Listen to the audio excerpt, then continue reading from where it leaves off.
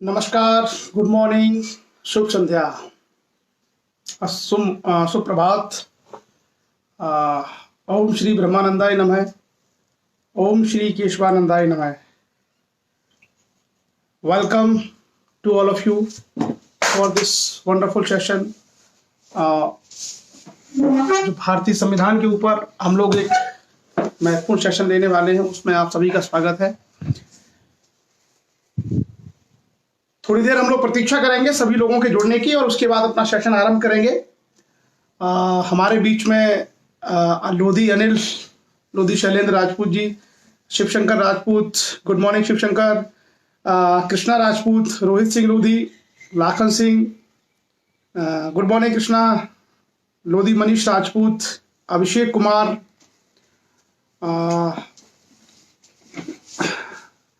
Lodhi Nitesh, Lodhi Ajit Lovanshi, Anoop Kumar Verma, RBS Lodhi ji, सभी लोग जुड़ रहे हैं और धीरे धीरे हम लोग प्रतीक्षा करेंगे सभी लोगों के जुड़ने की और उसके बाद हम लोग अपना जो लाइव सेशन है उसमें जो आज का हमारा विषय है भारत के संविधान में राज्यों के संबंध में जो प्रावधान है। कल हमने राज्यपाल के बारे में चर्चा की थी और आज हम लोग राज्यपाल से आगे के बारे में चर्चा करेंगे। Pradeep Kumar Rajput, Shiv Prakash Rajput, Virendra Rajput, good morning Virendra ji, Dinesh Rajput, good morning Dinesh ji, Lodhi Lala Bhaiya Singh,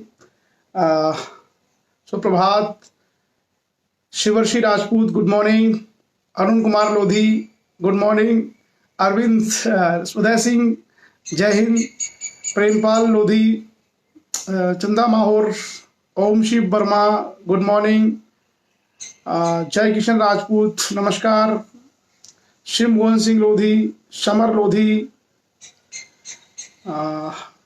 doctor Harish Chandra, Sarvesh Kumar, सुप्रभात, Lodhi Gajendra Rajput, doctor Narayan Patel, good morning, Hindu छत्री शिव मंगल, सुप्रभात, धीरज Rajput, Dudhnath Lodhi, Dinesh Rajput, advocate Satya Lodhi, Om Prakash Singraul, good morning Om Prakash ji, Sameer Lodhi, Harnam Singh Rajput, Narendra Singh Verma, प्रणाम, गुड मॉर्निंग, दिनेश लोधी, सतीश लोधी,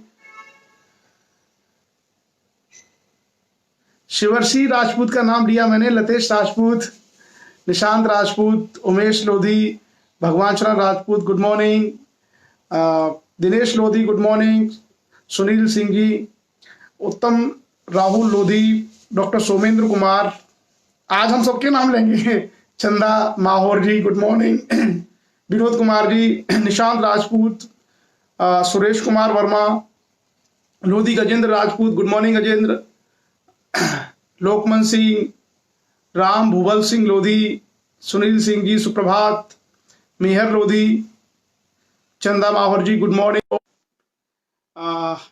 पवन सिंह राजपूत, इंदर सिंह जी जमसारा से हैं, जमसारा भिंड मध्य प्रदेश, शिवम राजपूत, लखीमपुर खीरी, निशांत राजपूत, सूर्यकांत लोधी जी, नमस्ते सूर्यकांत जी, कैसे हैं आप? उम्मीद है आज आप हमारा सेशन पूरा सुनेंगे। राजपूत ज्ञान सिंह, ऐसाराम राजपूत, कृष्णा राजपूत, नरेंद्र वर्मा जी कासगंज से। थोड़ी देर हम लोग सभी लोगों का इंतजार करेंगे और उसके बाद अपने सेशन पर आएंगे। सत्येंद्र वर्मा, डॉक्टर मोनू राजपूत, अनुपराज राजपूत, विनोद कुमार राजपूत। तो मुझे लगता है आप सभी लोग, Brajendra Singh payroll, engineer Dinesh Kumar ji, good morning engineer साहब, कैसे हैं? मनीराम कारपेंटर, पुरुषोत्तम सिंह लोधी, रत्नेश सिंह राजपूत, निशांत राजपूत, ओम श्री ब्रह्मानंदाय नमः, समीर लोधी, संजय लोधी राजपूत, आशीष लोधी, नरेंद्र सिंह राजपूत, राजीव राजपूत, हमारे मैनेजर साहब हमारे बीच में हैं, अनुराग सिंह लोधी, खलक सिंह, आप हैं चंदेरी मध्य प्रदेश से, लोधी खलक सिंह, स्वागत है आपका चर्चा में। आर के राज, प्रणाम, good morning, doctor Sher Singh Kushwaha, सुप्रभात, डॉक्टर शेर सिंह जी, हेमराज सिंह राजपूत, भूपेंद्र सिंह लोधी, नरेंद्र सिंह भारती, शिवर्षि, चलिए, today weather is clean in Delhi, doctor Monu Rajput, Sarvesh Kumar. So I think सभी हमारे जो नियमित लाइव परिचर्चा में लोग जो भाग लेते हैं वो सभी लोग आ चुके हैं। प्रणाम भूपेंद्र, कल्पना सिंह, ब्रजेश राजपूत, तो सभी लगभग लोग आ चुके हैं और हम लोग अब स्टार्ट करने वाले हैं एक विचार के साथ अपने इस लाइव सेशन को। और धीरे धीरे जो बाकी लोग हैं वो जुड़ते रहेंगे। ओबीसी पुष्पेंद्र सिंह लोधी, सुभाष अलीगढ़ियन, ये सुभाष जी लगता है अलीगढ़ से हैं, गुड मॉर्निंग सुभाष जी। देवराज, ये चलिए स्वागत है आप सभी लोगों का इस पर चर्चा में। और आजकल कुछ लोगों का और ओके, चलिए कुछ लोगों का और इंतजार कर लेते हैं 1 मिनट तक, तो उसके बाद हम आरंभ करेंगे। इस बीच में आपका परिचय भी हो रहा होगा। तो राकेश राजपूत जी हमारे बीच में भोजपुर कासगंज से, गिरीश भारत हमारे बीच में है, गुड मॉर्निंग गिरीश जी। हरिओम राजपूत जी हमारे बीच इटावा से, good morning Rajput ji. Dev Rajput good morning, Rakesh Rajput ji good morning, Pradeep Rajput good morning, Keshav Azad good morning. So welcome to all of you, स्वागत है आप सभी लोगों का। दिनेश जी हमारे बीच में आ गए हैं, दिनेश श्वेता सिंह जी गुड मॉर्निंग। कैसे हैं दिनेश जी? आप पत्रकार हैं, इंडिया टुडे ग्रुप में काम करते हैं। शंकर सिंह राजपूत, सत्यपाल सिंह राजपूत और ये लोग बहुत अच्छा काम करते हैं समाज में अंधविश्वास मिटाने के लिए। एदल सिंह प्रधान, ब्रजेश राजपूत, सर्वेश कुमार जी का कल सेशन नहीं सुन पाए थे, आज वो है चर्चा में। प्रेम राजपूत गुड मॉर्निंग प्रेम। रामशंकर राजपूत जी, कुछ लोग मुझे लगता जुड़ नहीं पाए हैं, वो शायद दूसरे ग्रुप में इस चर्चा को देख रहे हैं। कोशिश करिए कि आप लोग सब पेज पर आ जाइए, तो पेज पर आप आ जाएंगे तो आपको ये डायरेक्ट मिल जाएगा। और अगर पेज पे आप नहीं आएंगे तो फिर कोई शेयर करेगा तभी आपको मिल पाएगा। तो चलिए, रेखा राजपूत, मुझे लगता है कि अब हमारा जो लोग हैं सभी लोग आ चुके हैं और आज संडे का दिन है। कई बार हालांकि लॉकडाउन है, सभी के लिए संडे है, पर कुछ लोगों को हो सकता है संडे की वजह से ज्यादा रिलैक्स फील करते हो, बट कोई नहीं, अभी लॉकडाउन में तो सभी लोग घरों में ही रहते हैं। राकेश कुमार, डीपी राजपूत, विमल लोधी, चलिए। सो सुखवीर सिंह जी हमारे बीच में, सुखवीर सिंह लोधी, अतरौली, अलीगढ़, उत्तर प्रदेश से। तो सुखवीर जी आज हमारे बीच में इस पर चर्चा में जुड़े हैं। और शिवम कुमार लोधी, चलिए। Sonu Rajput, Yogendra Kumar, Jitendra Lodhi good morning sir ji. Jitendra Lodhi मालोधोन जिला सागर मध्य प्रदेश से हैं जितेंद्र लोधी हमारे बीच में। इधर जो मध्य प्रदेश का सागर, पन्ना और ये जो क्षेत्र है सतना वाला, इधर समाज में अभी जो मैंने देखा है हाल के समय में काफी अवेयरनेस आई है और काफी संख्या में लोग निकल के आए हैं समाज को आगे बढ़ाने के लिए। मुझे सतना जाने का, दमोह और सागर जाने का सौभाग्य मिला, तो वहां पर लोगों के अंदर अब है, वो लोग चाहते हैं कि हमारे समाज में प्रोग्रेस हो। टीकमगढ़ में जो युवा हैं, टीकमगढ़ के युवाओं के अंदर भी है कि वो लोग भी काफी अच्छे तरीके से कार्य कर रहे हैं और वो लोग भी समाज की प्रोग्रेस के लिए संकल्पित हैं। हेमलता राजपूत, उपदेश लोधी, योगेंद्र कुमार वर्मा, निखिल राजपूत। चलिए, अब ये सिलसिला चलता रहेगा, लोग जुड़ते रहेंगे और हम लोग अपने चर्चा पे आते हैं। तो आप लोगों से आज हम लोग जो अपनी चर्चा है उसकी शुरुआत करेंगे एक विचार के साथ, दार्शनिक के साथ। हमारे ओम प्रकाश राजपूत जी अभी हमारे बीच आए नहीं है, संभवतः जुड़ेंगे थोड़ी बहुत देर में वो हमारे बीच में। अच्छा, नरेंद्र जी ने सागर से बीएड किया है। चलिए, विमल मैनपुरी से हमारे बीच में। आज हम लोग जो चर्चा करने वाले हैं वो चर्चा करेंगे एक विचारक के साथ में। जैसे कि रोजाना हम लोग एक विचारक की बात करते हैं, कभी किसी मौसी विद्या नरवरिया जी प्रणाम, नमस्कार, बहुत दिनों बाद आप दिखाई दे रही हैं हमारी परिचर्चा में। आपका स्वास्थ्य कैसा है? स्वागत है आपका। आप इस उम्र में भी समाज के लिए लिखती हैं और जागरूक करने का कार्य करती हैं। मौसी विद्या नरवरिया जी हमारे बीच में है। आज जो हम लोग अपना सेशन की शुरुआत करने वाले हैं वो एक विचारक, और हमने कहा है कि हम दुनिया भर के लोगों से परिचित होंगे जो greatest personalities of the world हैं, जो दुनिया की जानी मानी हस्तियां रही हैं, उसके बारे में भी हम सब लोग परिचित हों धीरे धीरे उनके विचारकों से।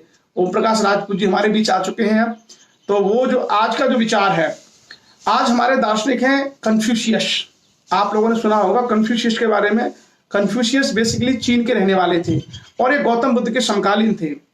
तो गौतम बुद्ध का जो इरा है, गौतम बुद्ध का जो समय है, वो समय पूरी दुनिया में भी बौद्धिकता का समय था। भारत में आपको आजीविक संप्रदाय, जैन और गौतम बुद्ध के रूप में आपको सारी चीजें दिखाई देंगी। दुनिया में आपको चीन में कन्फ्यूशियस उसी पीरियड में, तो उस समय दुनिया का वातावरण ऐसा हो गया था कि बौद्धिक विमर्श से पूरी दुनिया गुजर रही थी और पूरी दुनिया भर में दार्शनिक और बड़े बड़े विद्वान पैदा हो रहे थे। आगे चल करके आप रोमन एम्पायर में देखेंगे कि सारी चीजें किस तरीके से उसके आगे बढ़ाने के लिए सहायक बनी। कन्फ्यूशियस बेसिकली वही 6ठी शताब्दी ईसा पूर्व के थे और चीन के सामाजिक और जो धार्मिक और जो नैतिक दर्शन है उसमें उनकी बड़ी भूमिका थी। Social, religious and ethical philosophy, इसके बारे में आज भी अगर आप देखेंगे तो चीन में सबसे बड़ा नाम उन्हीं का है, कन्फ्यूशियस का। पूरे चीन में अगर आप देखेंगे तो कन्फ्यूशियस ही सबसे बड़े उनके फिलोसफर हैं आज तक के। और हम लोगों ने, जो लोग शायद प्राइमरी क्लासेस में कभी पढ़े होंगे, एसपी सिंह जी हमारे बीच में है मेरठ से। सिंह साहब गुड मॉर्निंग, आप रिटायर्ड जो है सेवानिवृत्त हैं बैंक से और बच्चों को मोटिवेट करने के लिए क्लासेस आप लेते हैं, इंटरव्यू की तैयारी करवाते हैं। मेरठ में हैं आप एसपी सिंह जी, नमस्कार, गुड मॉर्निंग।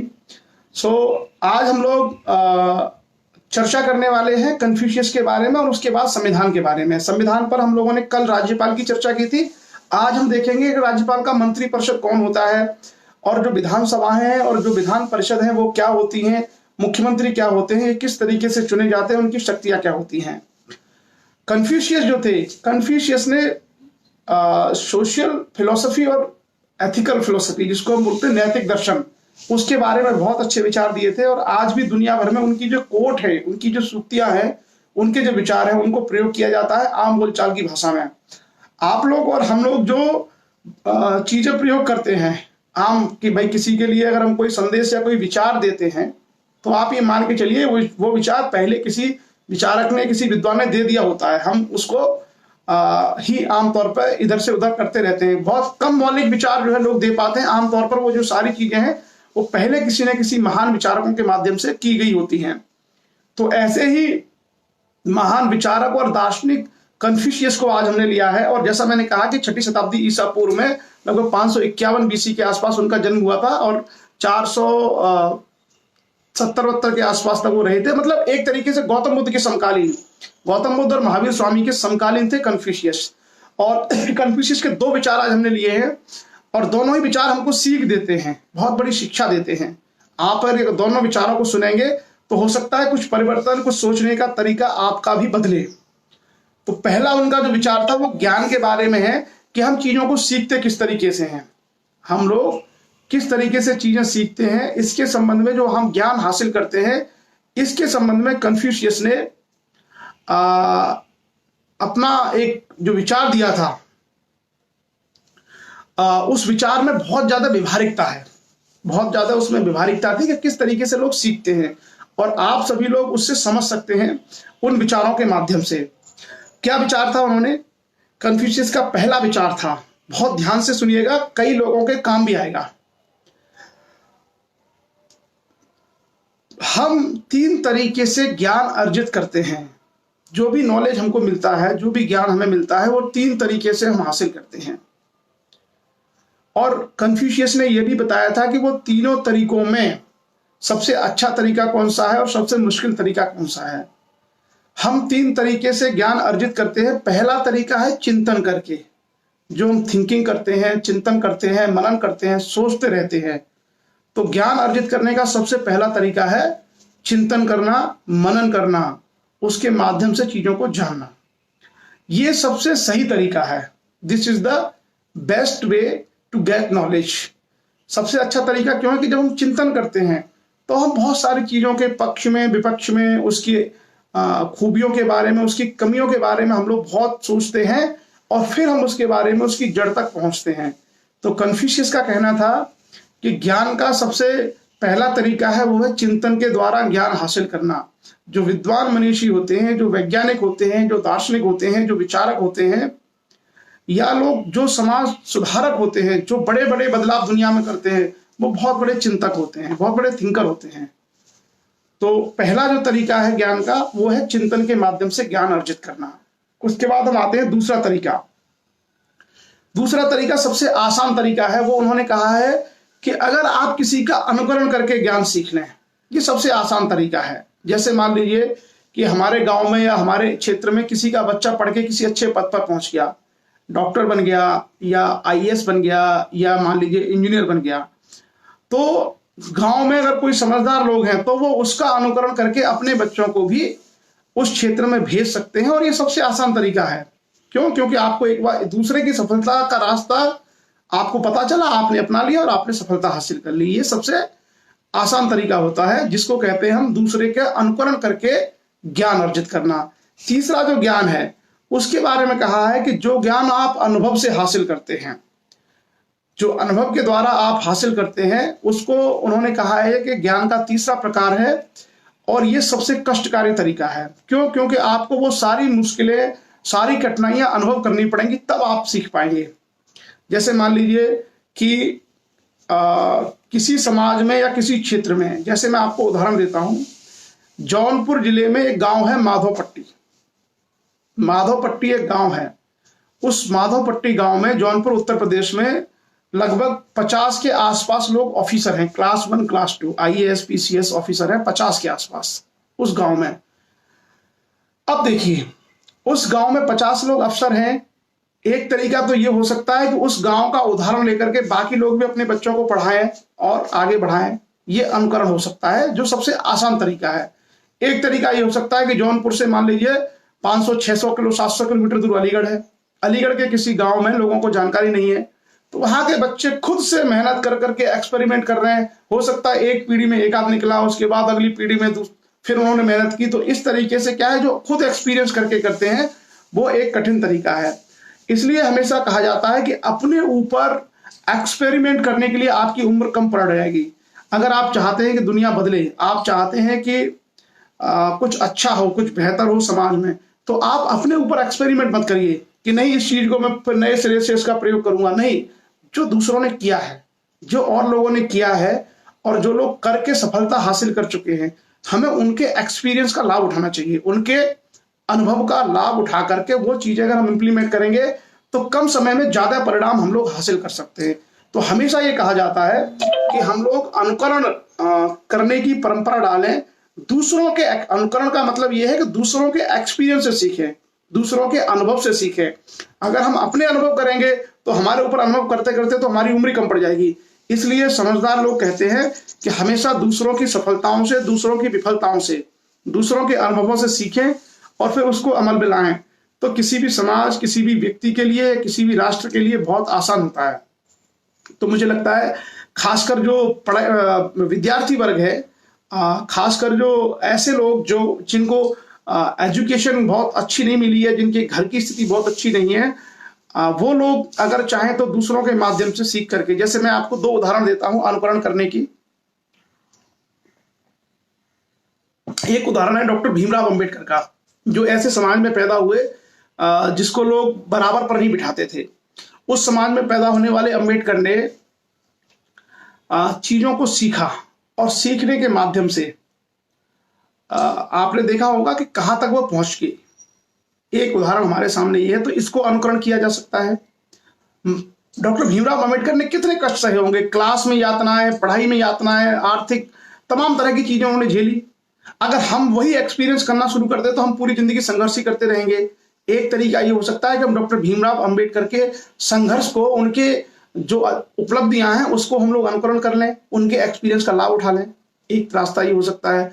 एक एपीजे अब्दुल कलाम, उनका जीवन पूरा संघर्ष में बीता, भारत के राष्ट्रपति तक पहुंचे। उनका जो अनुकरण करके हम उनके संघर्षों और उनके एक्सपीरियंस का लाभ उठा सकते हैं, उनके अनुभव का लाभ उठा सकते हैं। तो समझदार लोग यही होते हैं कि जो दूसरों के अनुभव के आधार पर उनका अनुकरण करके अपने लिए सहूलियत से काम कर लें। तो यही अच्छी रणनीति भी होती है, यही अच्छी स्ट्रेटजी भी होती है। और जो लोग चिंतन के माध्यम से ज्ञान अर्जित करना चाहते हैं वो अव्वल दर्जे के विद्वान होते हैं। दरअसल जिनके अंदर चिंतन करने की शक्ति है, जिनके अंदर मनन करने की, मंथन करने की शक्ति विद्यमान है, वो बहुत ऊंचे दर्जे के विद्वान लोग होते हैं। ऐसे लोग कम ही होते हैं। किसी भी समाज में ऐसे लोगों की संख्या बहुत कम होती है, क्योंकि चिंतन करने के लिए आपको बहुत अधिक एकाग्रता की आवश्यकता होती है। आपके जो विचार हैं उन विचारों पर बहुत अच्छी आपकी पकड़ होती है, तब जाकर के आपके अंदर विचारों का प्रादुर्भाव होता है।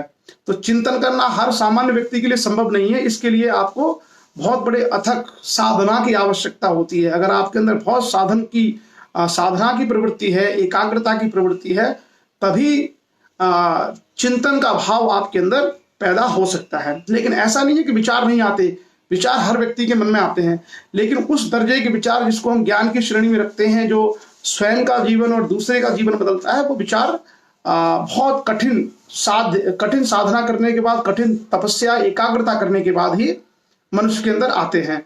तो चलिए, ये आज का हमारा विचार था कन्फ्यूशियस के बारे में। और कन्फ्यूशियस चीन के महान दार्शनिक थे, गौतम बुद्ध के समकालीन थे। उनकी चर्चा हमने आप लोगों के बीच में की। और कल हम लोगों ने आप लोगों से डिस्कस किया था भारत के संविधान में दिए गए राज्यपाल के पद के बारे में। तो मुझे लगता है राज्यपाल का पद आप सभी लोगों को ठीक से समझ में आ गया होगा, और आगे हम लोग बढ़ेंगे उससे आगे। तो राज्यपाल के बाद कल हम लोगों ने लास्ट किया था, आई थिंक आर्टिकल 162 किया था, संविधान का अनुच्छेद 162 तक हमने चर्चा की थी, आर्टिकल 162। और संविधान की जो ये एक्चुअली क्या है, संविधान का जो लाइव डिस्कशन है, वो लाइव डिस्कशन को हम लोग संविधान की अमृत कथा के रूप में ले रहे हैं। तो इसमें हर जो है छोटी छोटी बातों को, छोटी छोटी कहानियों को हम लोग समाहित कर रहे हैं। मैं आपको एक और चीज बताऊं, एक और विचार इस बीच में आपको दे देता हूं कि गौतम बुद्ध का नाम आपने सबने सुना ही है। दुनिया को अगर हम चाहते हैं तो हमें सुधारात्मक अप्रोच अपनानी होती है, जिसमें रिफॉर्म्स हो, जिसमें लोगों में सुधार हो। हमें हमेशा उस अप्रोच पे काम करना चाहिए जिससे लोगों में सुधार हो, शिक्षा में सुधार हो, जीवन स्तर में सुधार हो, लोगों की जो सोच है उसमें सुधार हो, मनोवृत्ति में सुधार हो। ये सारे कार्य हमको करने चाहिए। मैं आपको एक कहानी बताता हूँ। गौतम बुद्ध के बचपन की कहानी है। सही है या गलत है वो मैं नहीं कह सकता, पर कहानी है, किताबों में लिखी हुई है। हमने किताबों में पढ़ी थी जब हम बचपन में, शायद प्राइमरी स्कूल में थे तब। तो गौतम बुद्ध और उनके चचेरे भाई थे, उनका नाम था देवदत्त, सुना होगा शायद आप लोगों ने। तो देवदत्त ने, गौतम बुद्ध शुरू से दयालु थे। देवदत्त ने एक हंस को तीर मार दिया, स्वान हंस को तीर मार दिया, हंस घायल होकर गिर पड़ा। तो गौतम बुद्ध आए और उन्होंने उसको उठाया, हंस को, और उसको दवा लगाई और उसको पानी वानी पिलाया। इस बीच में देवदत्त भी आ गए। तो देवदत्त ने कहा कि ये हंस मेरा है, मैंने इसको मारा है। गौतम बुद्ध ने कहा ये हंस मेरा है क्योंकि मैंने इसको बचाया है। बाद में राजा आए शुद्धोधन, और फिर ये मामला राजसभा तक पहुंच गया कि भाई हंस किसका है। तो विद्वानों ने फिर विचार विमर्श करने के बाद कहा कि भाई मारने वाले से बचाने वाला बड़ा होता है, इसलिए ये हंस गौतम बुद्ध का है। और बाद में वो गौतम बुद्ध को दे दिया गया, और गौतम बुद्ध ने उसका उपचार करके फिर उसको ठीक करके छोड़ दिया। ये जो कहानी है, ये कहानी इस बात को दर्शाती है कि सुधारात्मक अप्रोच होनी चाहिए हमारी, जिस अप्रोच से हम लोगों को सुधारें। आपको मैं एक उदाहरण देता हूं। अंगुलीमाल नाम का डाकू था, अंगुलीमाल नाम का एक डाकू था गौतम बुद्ध के समय में, जो लोगों को मार के उनकी उंगली काट के उसकी माला बना लेता था। आप ध्यान से सोचना, गौतम बुद्ध ने अंगुलीमाल को मारा नहीं। जैसे आपने देखा होगा कि कोई भी राक्षस आता था तो उसको देवता मार देते थे। गौतम बुद्ध ने अंगुलीमाल को मारा नहीं, गौतम बुद्ध ने अंगुलीमाल का हृदय परिवर्तित कर दिया, उसको इंसान बना दिया, उसको सुधार दिया। तो ये जो सोच थी कि अगर समाज में कहीं अशिक्षा है तो इसका मतलब नहीं है कि अशिक्षित लोगों को हम छोड़ देंगे, या समाज में किसी व्यक्ति के अंदर कोई नेगेटिव थॉट्स है या नेगेटिव विचार हैं, तो काम और सोच हमारी ये होनी चाहिए कि उसमें परिवर्तन आए, उसमें पॉजिटिवनेस आए, उसमें सुधार हो। ये प्रयास होना चाहिए, ये अप्रोच होनी चाहिए। और यही सारी चीजें हमें सिखाती हैं। ये जो बड़े बड़े लोग हैं, जिन लोगों ने बहुत बड़े बड़े विचार दुनिया को दिए, मानवता के लिए उद्धार के लिए जो कार्य किए, उनके विचारों से हम ये सब सीख सकते हैं। तो चलिए आज हम बात करेंगे मंत्रिपरिषद के बारे में, राज्यपाल का मंत्रिपरिषद। और मुझे लगता है सभी लोग जानते होंगे राज्यों के बारे में। क्योंकि आप सभी लोग कम से कम एक प्राणी को अवश्य जानते होंगे अपने आसपास, उसका नाम है विधायक। विधायक, और बुंदेलखंड में कुछ ज्यादा क्रेज है।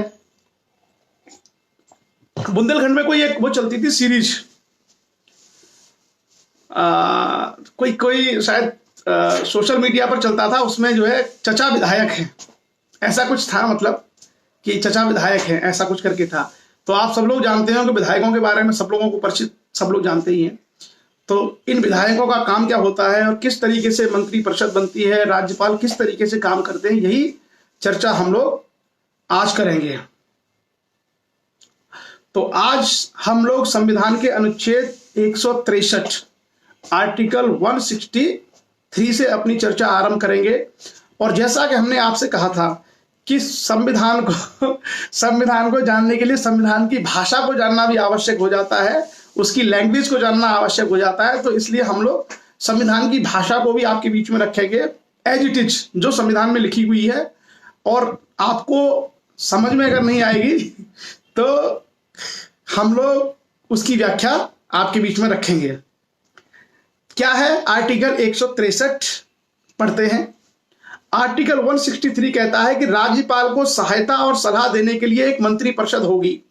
याद करिए पुराने वाले जो वीडियोस हैं, पुराने सेशन हैं, वहां था कि भारत की कार्यपालिका शक्ति का प्रधान भारत का राष्ट्रपति होगा और राष्ट्रपति के कार्यों को सलाह देने के लिए एक मंत्री परिषद होगी। याद आया आपको? तो वहां पर राष्ट्रपति के लिए है और यहां पर किसके लिए है? राज्यपाल के लिए। तो राज्यपाल के कार्यों में सलाह देने के लिए एक मंत्री परिषद होगी। अब जब मंत्री परिषद है तो यह भी पता होना चाहिए कि मंत्री परिषद होती क्या है। धीरे धीरे हम लोग इसकी एक एक करके इसकी व्याख्या करेंगे। तो क्या लिखा हुआ है इसमें? संविधान का अनुच्छेद 163, जिन बातों में इस संविधान द्वारा या इसके अधीन राज्यपाल से यह अपेक्षित है कि वह अपने कृत्यों या उनमें से किसी को अपने विवेकानुसार करे, उन बातों को छोड़कर राज्यपाल को अपने कृत्यों का प्रयोग करने में सहायता और सलाह देने के लिए एक मंत्री परिषद होगी जिसका प्रधान मुख्यमंत्री होगा। तो संविधान ने कोई स्पष्ट उल्लेख कर रखा है कि यह काम राज्यपाल करेगा, या कुछ ऐसी विवेकाधीन शक्तियां हैं जो केवल राज्यपाल के विवेक के अंदर आती हैं और जिनको राज्यपाल ही जिस कार्य को कर सकता है। उन दो बातों को छोड़ करके राज्यपाल की सहायता करने के लिए एक मंत्री परिषद होगी और मंत्री परिषद की सलाह के अनुसार ही राज्यपाल कार्य करेगा। और जो मंत्री परिषद है उसका मुखिया या उसका जो हेड है वो मुख्यमंत्री होगा। तो जो केंद्र में मंत्री परिषद होती है उसका जो हेड है वो कौन होता है? भारत का प्रधानमंत्री, प्राइम मिनिस्टर। और जो राज्य में मंत्री परिषद होती है उसका हेड या मुखिया होता है मुख्यमंत्री। राज्य की मंत्री परिषद का हेड राज्य का मुख्यमंत्री।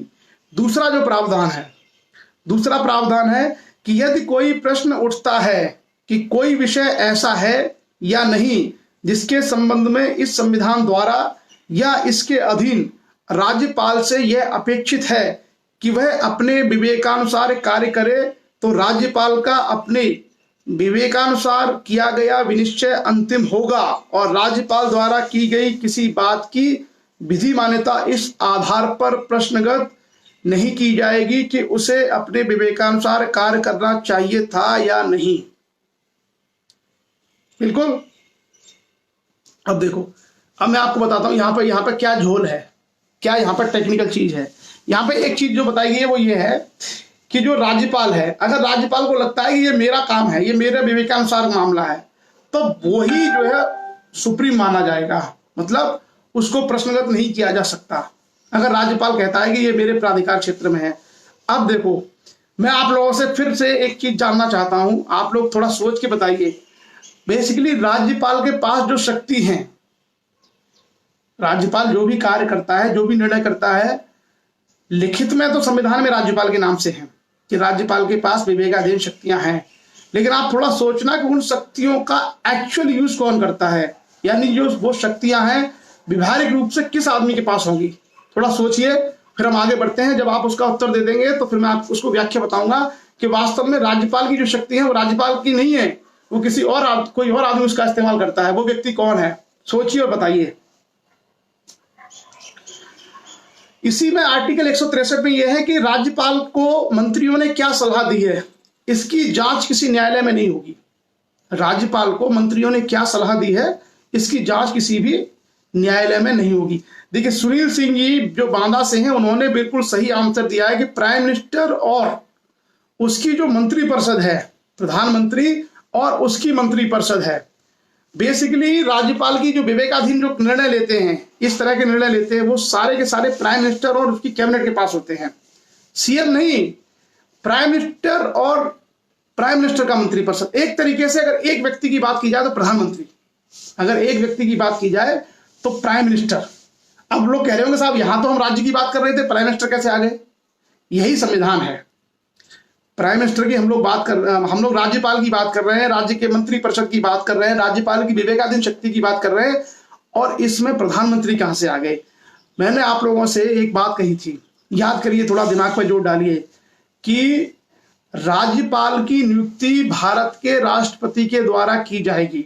वो राष्ट्रपति के प्रसाद पर्यंत अपना पद ग्रहण करेंगे, और राष्ट्रपति के पद प्रसाद पर्यंत ग्रहण करेंगे, इसका मतलब है कि भारत में जो सारे कार्य हैं, जो भी राष्ट्रपति करते हैं, जो राष्ट्रपति के नाम से हैं, वो जो एक्चुअल पावर है, उसकी जो वास्तविक पावर है, वो भारत के प्रधानमंत्री और उसकी मंत्रिपरिषद में है।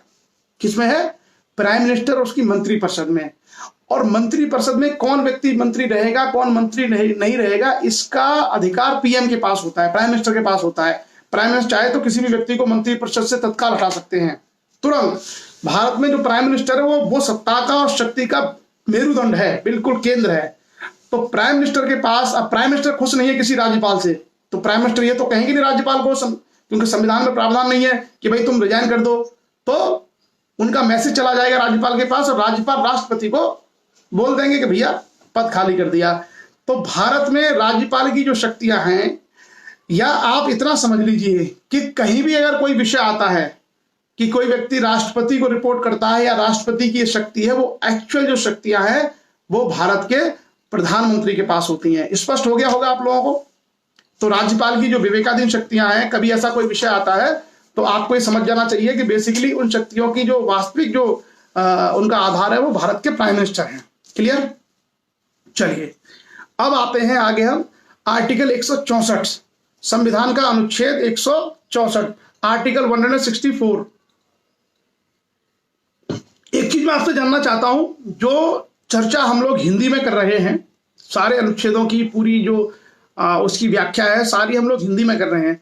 कुछ लोग ऐसे तो नहीं है जिनको हिंदी में दिक्कत हो समझने में, जिनको इंग्लिश की आवश्यकता हो, तो आप प्लीज मुझे बता दीजिए कि अगर इस ग्रुप में, इस चर्चा में कुछ लोगों को अगर हिंदी में दिक्कत हो, उनको इंग्लिश में वो कंफर्टेबल हो, तो वो बता दीजिए, ताकि मैं उन चीजों को इंग्लिश वर्जन भी आपके सामने जो मूल जो आर्टिकल है उसकी लैंग्वेज और प्लस थोड़ा सा एक्सप्लेनेशन आपके सामने रख दूंगा, ताकि आपको कोई दिक्कत या असुविधा ना हो। तो आई थिंक सभी लोग कंफर्टेबल होंगे हिंदी में, और अगर किसी को दिक्कत होती है तो प्लीज मुझे बता दीजिए, ताकि इंग्लिश वाले लोगों को, क्योंकि भाई आजकल जो बच्चे हैं, खास करके जो कॉन्वेंट स्कूल्स में पढ़ते हैं, जिनके पास इंग्लिश मीडियम है, उनको थोड़ा बहुत हिंदी को समझने में दिक्कत होती है, तो उनके साथ किसी भी तरह का इशू ना रहे, ताकि वो बच्चे भी चीजों को समझ पाए। वैसे हालांकि जो संविधान में जो लैंग्वेज लिखी है, जो इसमें जो लैंग्वेज लिखी है, वो तो मैं केवल आपके सामने पढ़ता हूं। हम लोग जो व्याख्या करते हैं वो बेसिकली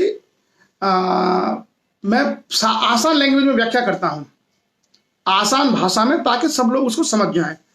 तो चलिए आगे हम बढ़ते हैं। संविधान का अनुच्छेद 164, आर्टिकल 164, और आर्टिकल 164 कहता है मंत्रियों के बारे में और क्या क्या प्रोविजन है, मंत्रियों के बारे में और क्या provision, other provisions as to ministers.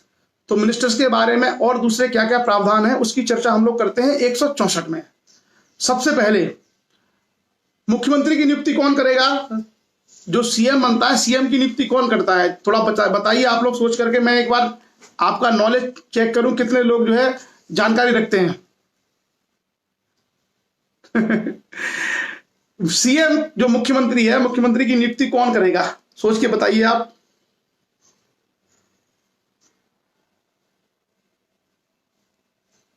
इतने जल्दी तो आपके जवाब आ जाने चाहिए, इंटरनेट अब तो धड़ाधड़ चल रहा है, कोई दिक्कत नहीं है।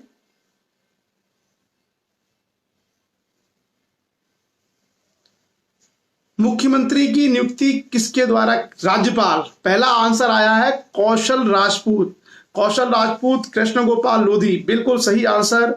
नर्मदा इंटरप्राइजेज शाहाबाद का आंसर, राज्यपाल बिल्कुल सही। तो मुख्यमंत्री की नियुक्ति किसके द्वारा की जाती है? राज्यपाल के द्वारा। अच्छा, एक और चीज मैं आपको बताऊं, विधायक दल का नेता, अब हम लोग जो चर्चा है ना, उस चर्चा को संविधान से थोड़ा बाहर निकाल के व्यवहारिक स्तर पर लेके आते हैं, ठीक है। मुख्यमंत्री की नियुक्ति हमेशा राज्यपाल करता है, विधायक नहीं करते। विधायक अपने दल का नेता चुनते हैं, मुख्यमंत्री की नियुक्ति हमेशा राज्यपाल के द्वारा की जाती है। और जो विधायक और एमएलए होते हैं वो अपनी पार्टी का नेता चुनते हैं, मुख्यमंत्री नहीं। मुख्यमंत्री की नियुक्ति की जाएगी राज्यपाल के द्वारा।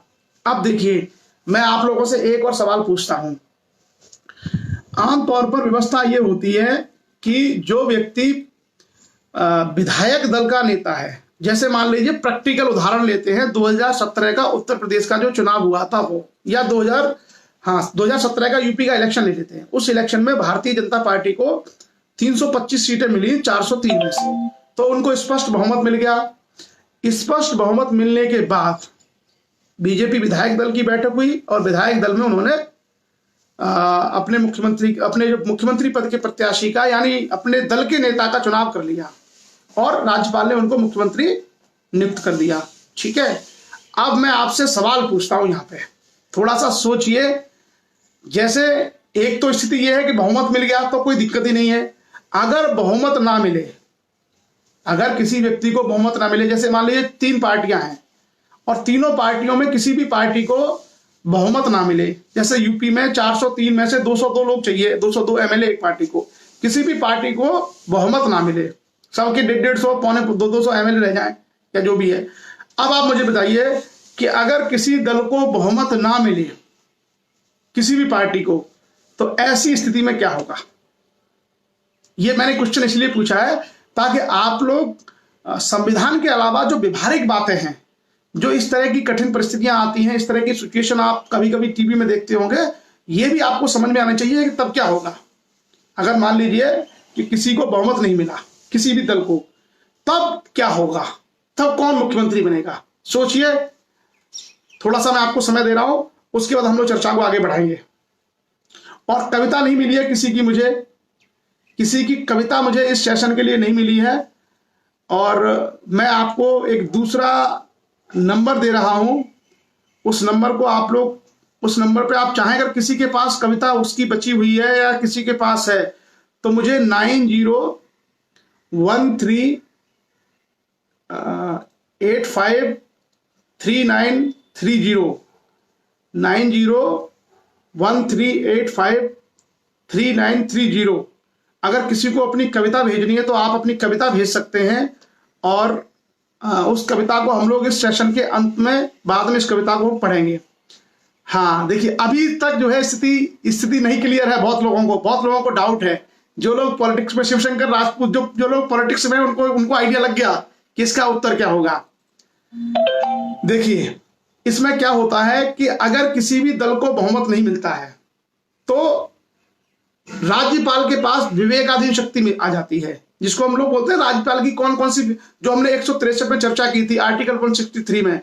तो संविधान के अनुच्छेद 163 में जो हमने चर्चा की थी, उसमें राज्यपाल की एक शक्ति के बारे में कहा था कि उनके पास विवेक की शक्ति होती है और विवेक की शक्ति मुख्यमंत्री से भी ऊपर है।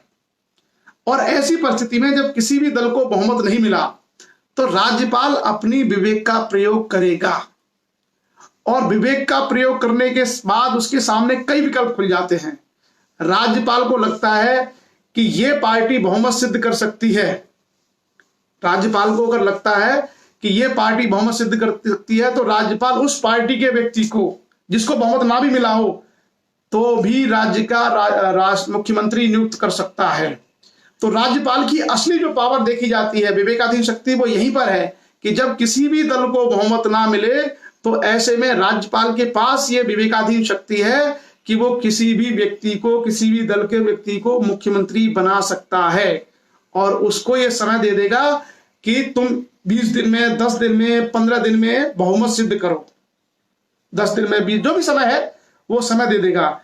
तो एक जो सबसे बड़ी जो पावर है विवेक, उसके पास, राज्यपाल के पास, आमतौर पर परंपरा यह है कि जो सबसे बड़ी पार्टी होगी उस सबसे बड़ी पार्टी या सबसे बड़े दल के नेता को ऐसा करने का राज्यपाल कहेगा, लेकिन जरूरी नहीं है। जरूरी नहीं है।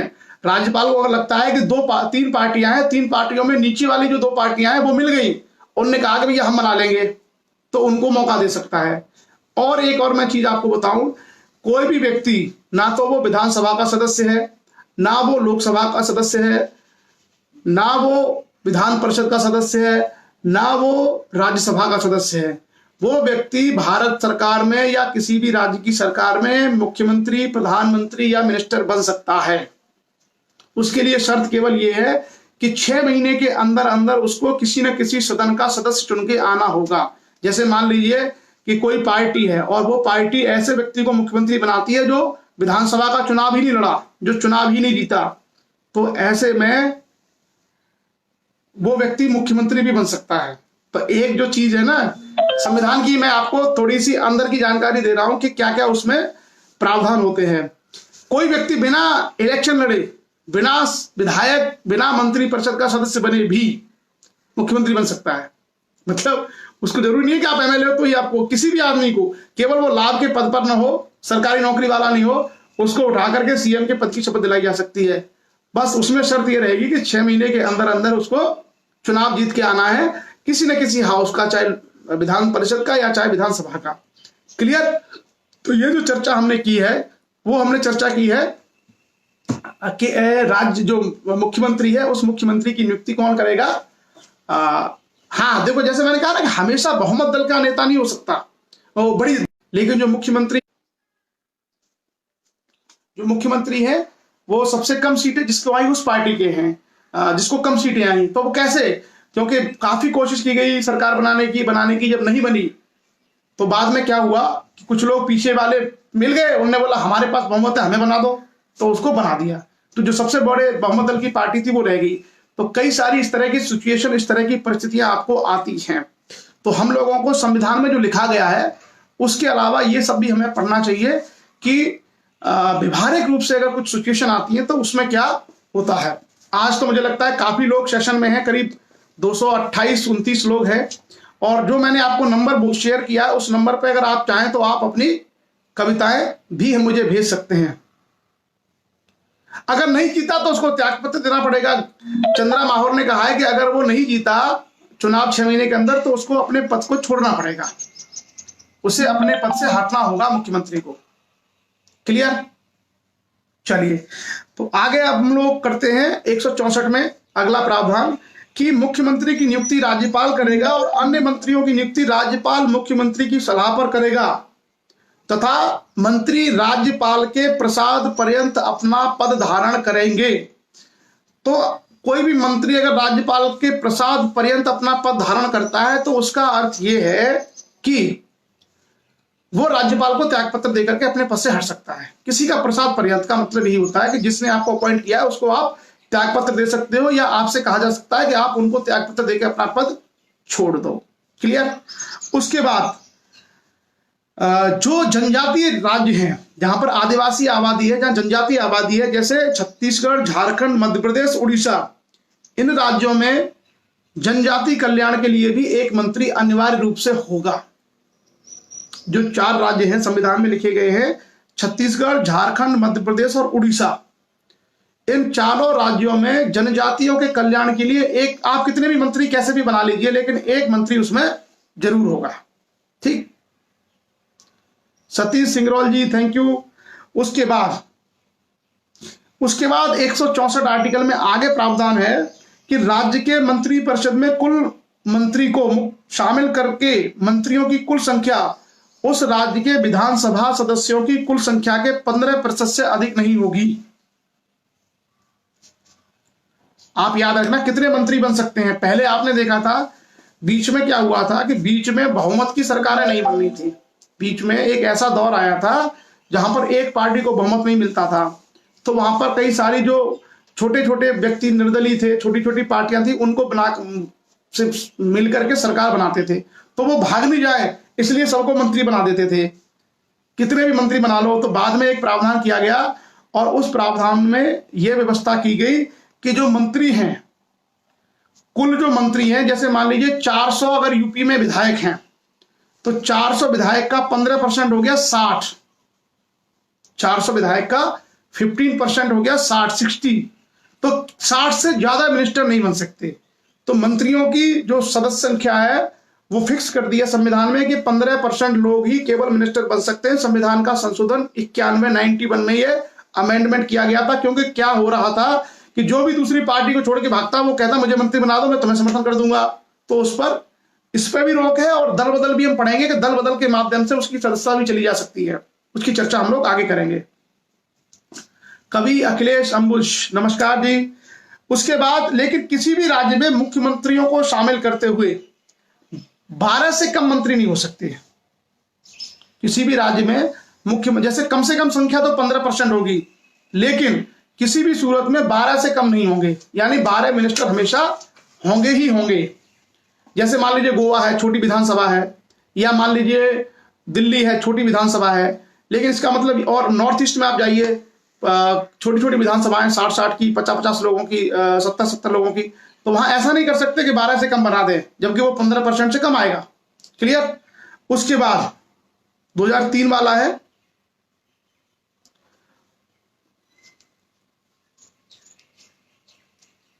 उसके बाद अगला एक प्रावधान है 164 में, वो ये कहता है कि मंत्रिपरिषद राज्य की विधानसभा के प्रति सामूहिक रूप से उत्तरदायी होगी। जो किसी भी राज्य की क्योंकि हम लोग मंत्रिपरिषद की चर्चा कर रहे हैं, तो किसी भी राज्य की मंत्रिपरिषद है वो किसके प्रति उत्तरदायी होगी? वो उत्तरदायी होगी राज्य की विधानसभा के प्रति। अगर मंत्रिपरिषद राज्य की विधानसभा के प्रति उत्तरदायी है तो इसका मतलब क्या है? इसका मतलब आपको समझ में आया कि इसका अभिप्राय क्या है? इसका मतलब यह है कि विधानसभा में अगर बहुमत है, अगर विधानसभा में बहुमत है तो ही मंत्रिपरिषद है। अगर विधानसभा भंग हो जाती है तो मंत्रिपरिषद ऑटोमेटिक भंग हो जाएगी। यानी जो मंत्रिपरिषद है वो सामूहिक रूप से विधानसभा के प्रति उत्तरदायी है। अगर विधानसभा है तो मंत्रिपरिषद रहेगी, विधानसभा नहीं है तो मंत्रिपरिषद ऑटोमेटिक भंग हो जाएगी। क्लियर। आगे जो प्रावधान है, कोई भी मंत्री जो है वो शपथ लेगा राज्यपाल के सम्मुख, जैसे कि राष्ट्रपति शपथ दिलाते हैं केंद्र में सरकार में मंत्रियों को, उसी प्रकार जो राज्य में मंत्री होते हैं इनको शपथ दिली होती है राज्यपाल के सामने। क्लियर।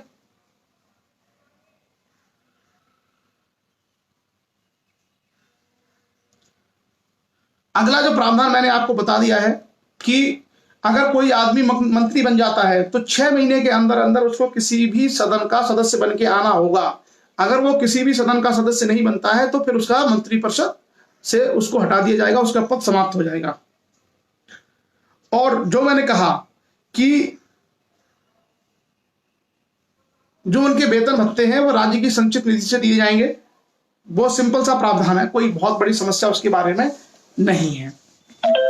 तो ये सारी की सारी जो चीजें हैं वो मंत्रिपरिषद के बारे में हमने चर्चा की। और सिंपल सा आप ये समझिए कि मंत्रिपरिषद का मतलब यह है कि राज्य का राज्यपाल सबसे पहले मुख्यमंत्री की नियुक्ति करेगा और मुख्यमंत्री की सलाह से वो अन्य मंत्रियों की नियुक्ति करेगा। किसी भी राज्य में मंत्रियों की संख्या कुल विधायकों की संख्या के 15% से अधिक नहीं हो सकती, लेकिन जहां पर विधायकों की संख्या मान लीजिए 60-70 है, वहां पर कम से कम 12 लोग मुख्यमंत्री को लगा करके मंत्री होने चाहिए। क्लियर। उसके बाद मंत्री जो है, मंत्रिपरिषद सामूहिक रूप से विधानसभा के प्रति उत्तरदायी होगी। और 6 महीने के अंदर अंदर अगर कोई व्यक्ति मंत्री बनता है तो उसको चुनाव जीत के आना होगा। अगर ऐसा नहीं कर पाता है तो उसके मंत्रिपरिषद से उसको हटा दिया जाएगा। ये सारे प्रावधान है मंत्री परिषद के बारे में। तो कुल मिलाकर के मंत्रिपरिषद और जो मुख्यमंत्री है वो एक प्रकार से छोटा भाई है किसका? प्रधानमंत्री की मंत्रिपरिषद का। जैसे प्रधानमंत्री और उनकी मंत्रिपरिषद एक बड़ा प्रावधान है, उसी तरीके से आप देखेंगे कि जो मुख्यमंत्री और उनकी मंत्रिपरिषद है वो राज्य स्तर पर उसी तरह का सेटअप है। कोई बात नहीं। तो चलिए, अब ये तो हो गया मंत्रिपरिषद और मुख्यमंत्री के प्रावधान राज्यपाल के बाद। और जैसा कहा, ये सारे लोग क्या काम करेंगे? ये बेसिकली सारे लोग सहायता करेंगे राज्यपाल की। ये एक तरीके से राज्यपाल की सहायता करने वाले अधिकारी हैं ये लोग, चीफ मिनिस्टर और उनके मंत्रीगण। हालांकि जो शक्तियां हैं व्यवहारिक रूप से मुख्यमंत्री और उनके जो मंत्री परिषद है उसके पास है। लेकिन एक चीज आप हमेशा याद रखिए, जो शक्तियां प्रधानमंत्री के पास हैं वो मुख्यमंत्री के पास नहीं है। प्रधानमंत्री क्योंकि प्रधान है तो उसके पास शक्तियां बहुत ज्यादा हैं अगर हम मुख्यमंत्री से तुलना करें तो। और उसकी बड़ी वजह यही है कि भारत में एक संघीय व्यवस्था है जिसमें केंद्र की राज्य की सरकारें अलग होती हैं, लेकिन जो अवशिष्ट शक्तियां हैं, जो आप लोग 1 मिनट वेट करिए, कुछ अर्जेंट है, अभी मैं आता हूं।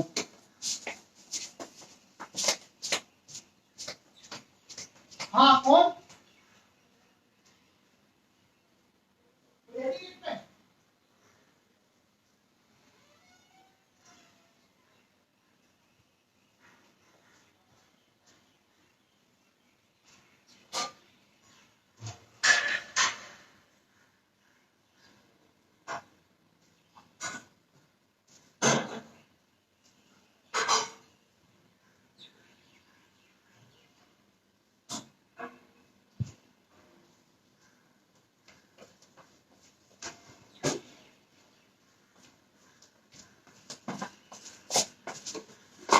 सॉरी थोड़ा सा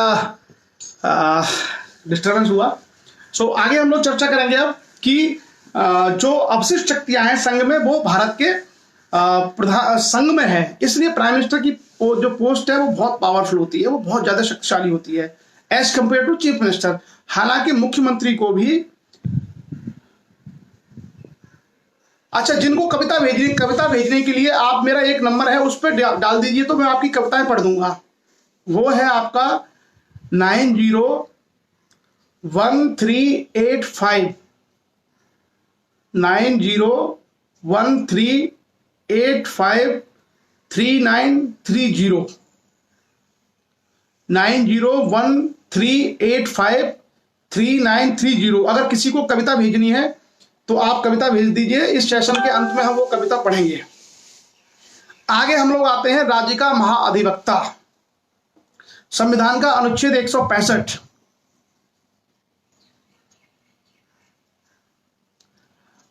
भंवर सिंह नरवरिया जी ने कहा कि कोई व्यक्ति राज्य का हाँ मुख्यमंत्री का वेतन तो उसको मिलेगा, विधायक का वेतन उसको नहीं मिलेगा, लेकिन मुख्यमंत्री का वेतन उसको मिलेगा। सीएम का एक वेतन होता है 9013853930 है। पद्मेश जी थोड़ा करेक्ट कर लीजिए, 3930 कर लीजिए इसको प्लीज, 9013853930 ये नंबर है।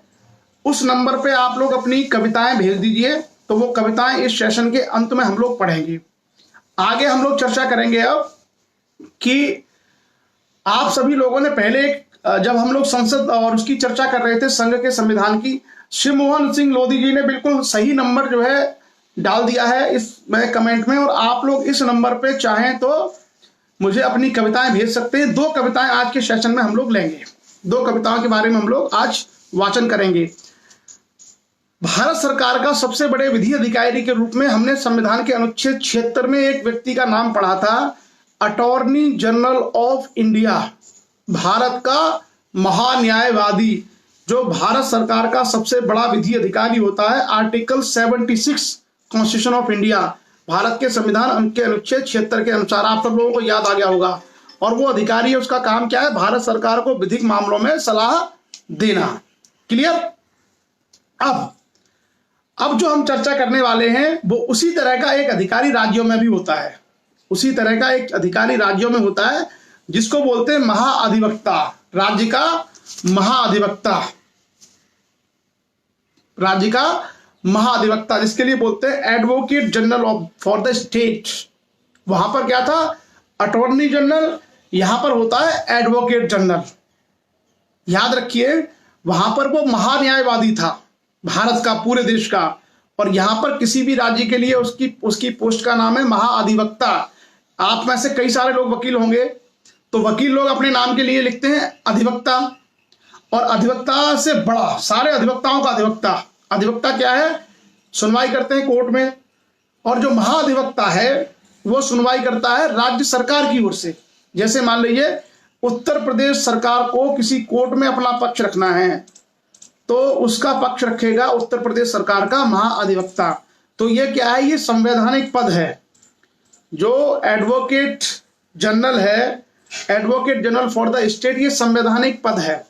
जैसे महान्यायवादी और यानी अटॉर्नी जनरल ऑफ इंडिया का संविधान में प्रावधान है, उसी तरीके से एडवोकेट जनरल यानी महाअधिवक्ता का पद भी संविधान में दिया हुआ है प्रत्येक राज्य के लिए। और कहां पर है ये? संविधान के अनुच्छेद 165 आर्टिकल 165 में एक पोस्ट है जिसका नाम है प्रत्येक राज्य का महाअधिवक्ता यानी एडवोकेट जनरल। अब क्या प्रावधान है इसके बारे में पहले थोड़ा सुनिए, उसके बाद हम लोग आगे इसकी व्याख्या करेंगे। प्रत्येक राज्य का राज्यपाल, प्रत्येक राज्य का राज्यपाल उच्च न्यायालय का न्यायाधीश नियुक्त होने के लिए योग्यता रखने वाले किसी व्यक्ति को राज्य का महाअधिवक्ता नियुक्त करेगा। तो देखिए, हमने जब संघ की चर्चा की थी तो संघ में हमने महान्यायवादी को जब पढ़ा था, लगभग प्रावधान वैसे ही है जैसे कि संघ में थे। तो संघ में क्या था कि भारत सरकार में एक महान्यायवादी होगा, उसकी नियुक्ति कौन करेंगे? राष्ट्रपति। और राष्ट्रपति ऐसे व्यक्ति को भारत का महान्यायवादी नियुक्त करेंगे जो सर्वोच्च न्यायालय का न्यायाधीश बनने की योग्यता रखता हो।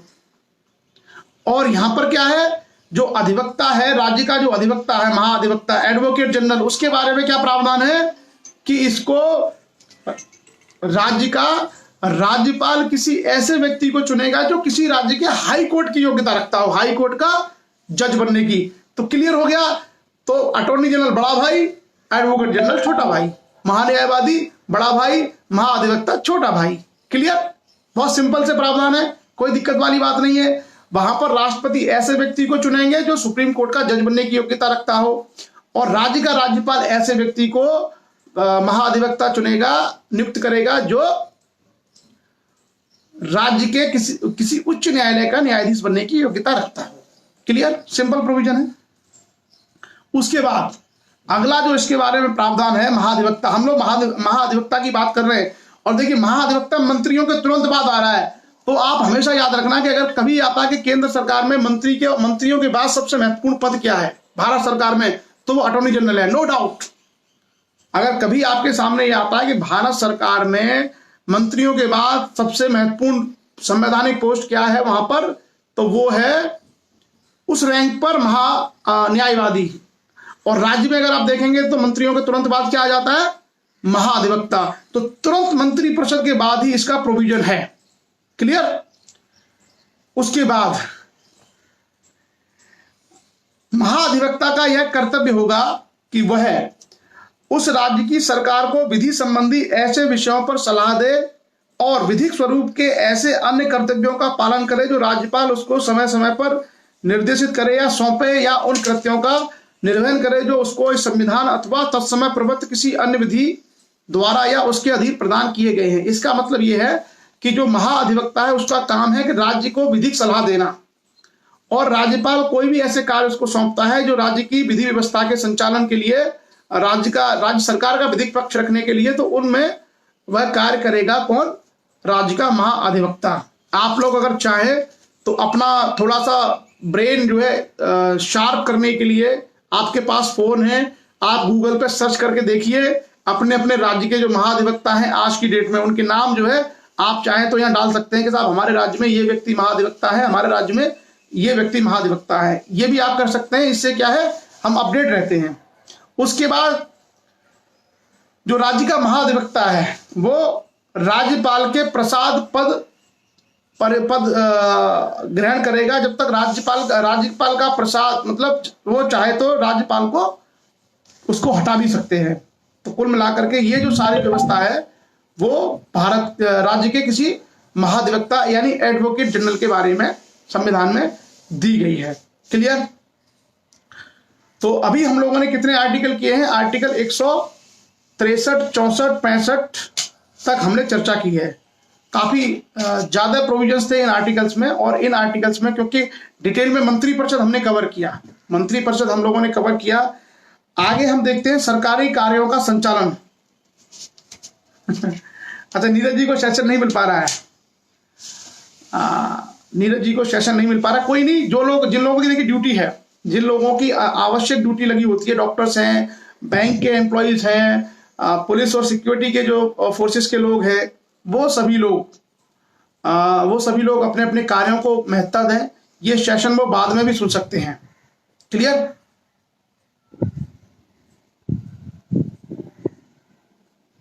क्वेश्चंस थोड़ी देर बाद हम लेंगे आप लोगों के। चलिए आगे आते हैं, सरकारी कार्यों का संचालन। सरकार के कार्यों का संचालन किस तरीके से होता है, तो उसमें है आपका कंडक्ट ऑफ गवर्नमेंट बिजनेस। सरकार के कार्य किस तरीके से होते हैं, तो उसके संबंध में 2 आर्टिकल हैं, आर्टिकल 166 और 167, संविधान का अनुच्छेद 166 और 167, आर्टिकल 166 और 167। तो इन 2 संविधान के अनुच्छेदों के बारे में चर्चा करेंगे कि सरकार के जो कार्य हैं राज्य में वो किस तरीके से चलते हैं। सबसे पहले अनुच्छेद 166 ये कहता है कि किसी राज्य की सरकार की समस्त कार्यपालिका कार्यवाही, मैंने खाली जगह छोड़ दी है, के नाम से की जाएगी। आप लोग थोड़ा सोचिए, मैंने एक संविधान में एक अनुच्छेद पढ़ा कि किसी राज्य सरकार की समस्त कार्यपालिका कार्यवाही, खाली जगह, के नाम से की जाएगी। तो खाली जगह में क्या आएगा, यानी किसी भी राज्य की जो कार्यपालिका कार्यवाही है वो किसके नाम से होगी? किसी भी राज्यपाल। डॉक्टर नारायण पटेल ने बिल्कुल सही जवाब दिया कि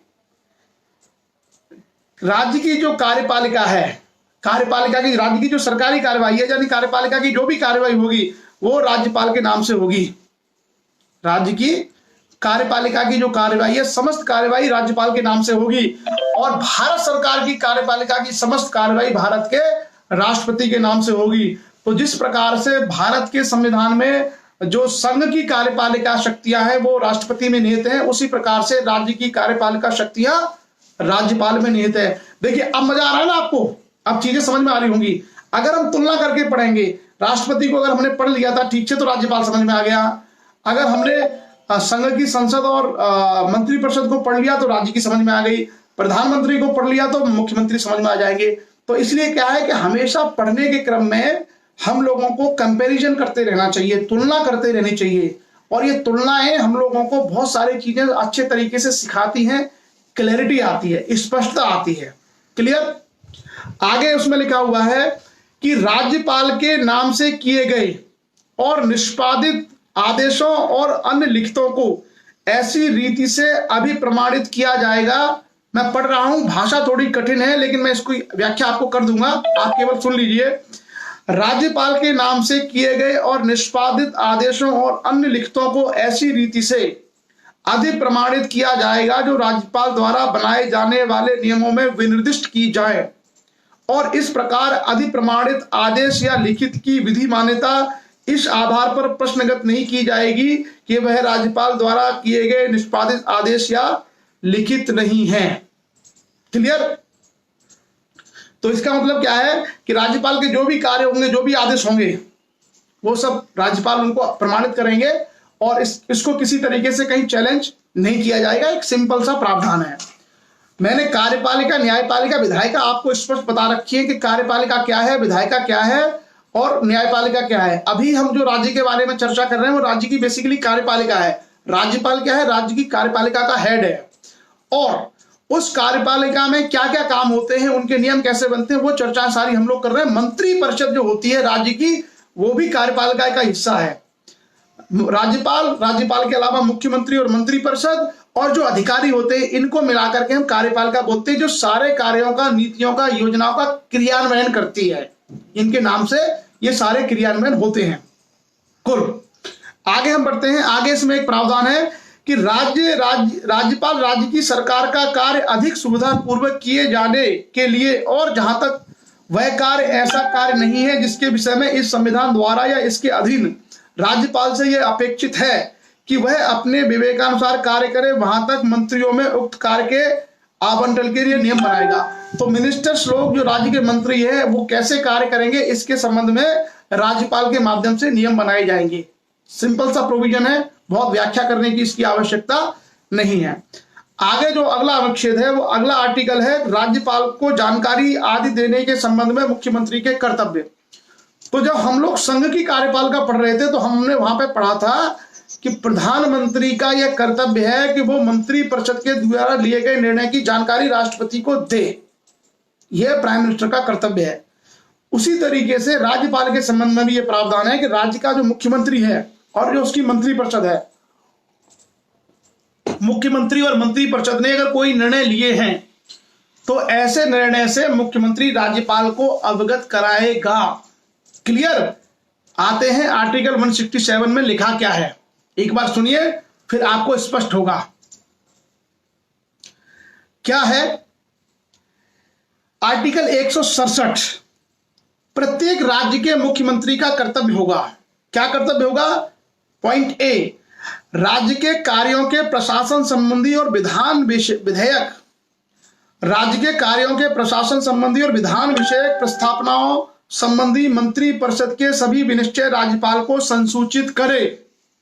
यानी कि राज्य के प्रशासन के संबंध में और विधान यानी कानूनों के संबंध में मंत्री परिषद ने अगर कुछ भी ऐसा निर्णय लिया है तो ये सारी सूचना मुख्यमंत्री राज्यपाल को दे।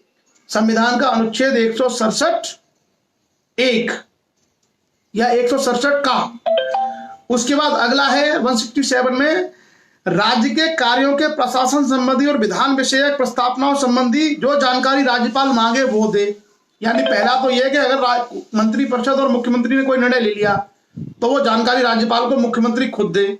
दूसरा में कहता है कि राज्यपाल जो मांगे वो भी देनी पड़ेगी। यानी राज्यपाल ने कह दिया कि तुमने जो परसों बैठक की थी, परसों बैठक में मुख्यमंत्री महोदय आपने और आपकी मंत्रियों ने क्या निर्णय लिया है इसकी जानकारी हमको दो, तो वो भी आपको देनी पड़ेगी संविधान के अनुच्छेद 167 बी के अनुसार। और क्या है आगे जो अंतिम प्रावधान है कि किसी विषय को, जिस विषय पर किसी मंत्री ने कोई निर्णय कर लिया है, कोई विनिश्चय कर लिया है किंतु मंत्री परिषद ने विचार नहीं किया, राज्यपाल द्वारा अपेक्षा किए जाने पर मंत्री परिषद के समक्ष विचार के लिए रखे। जैसे मान लीजिए कोई मंत्री है, गन्ना विकास का मंत्री है या सिंचाई विभाग का मिनिस्टर है, उसने कोई निर्णय ले लिया, कोई विनिश्चय कर लिया कि साहब मुझे ये लेके आना है, ये काम करना है, तो राज्यपाल को उसने सूचना देके बता दिया कि साहब हम ये करने वाले हैं, तो राज्यपाल उस मंत्री को ये बोल सकते हैं कि तुम जो ये करने वाले हो या तुमने जो ये निर्णय लिया है इस निर्णय को मंत्री परिषद के सामने रखो। तो बड़े सिंपल से प्रावधान है आर्टिकल 167 में।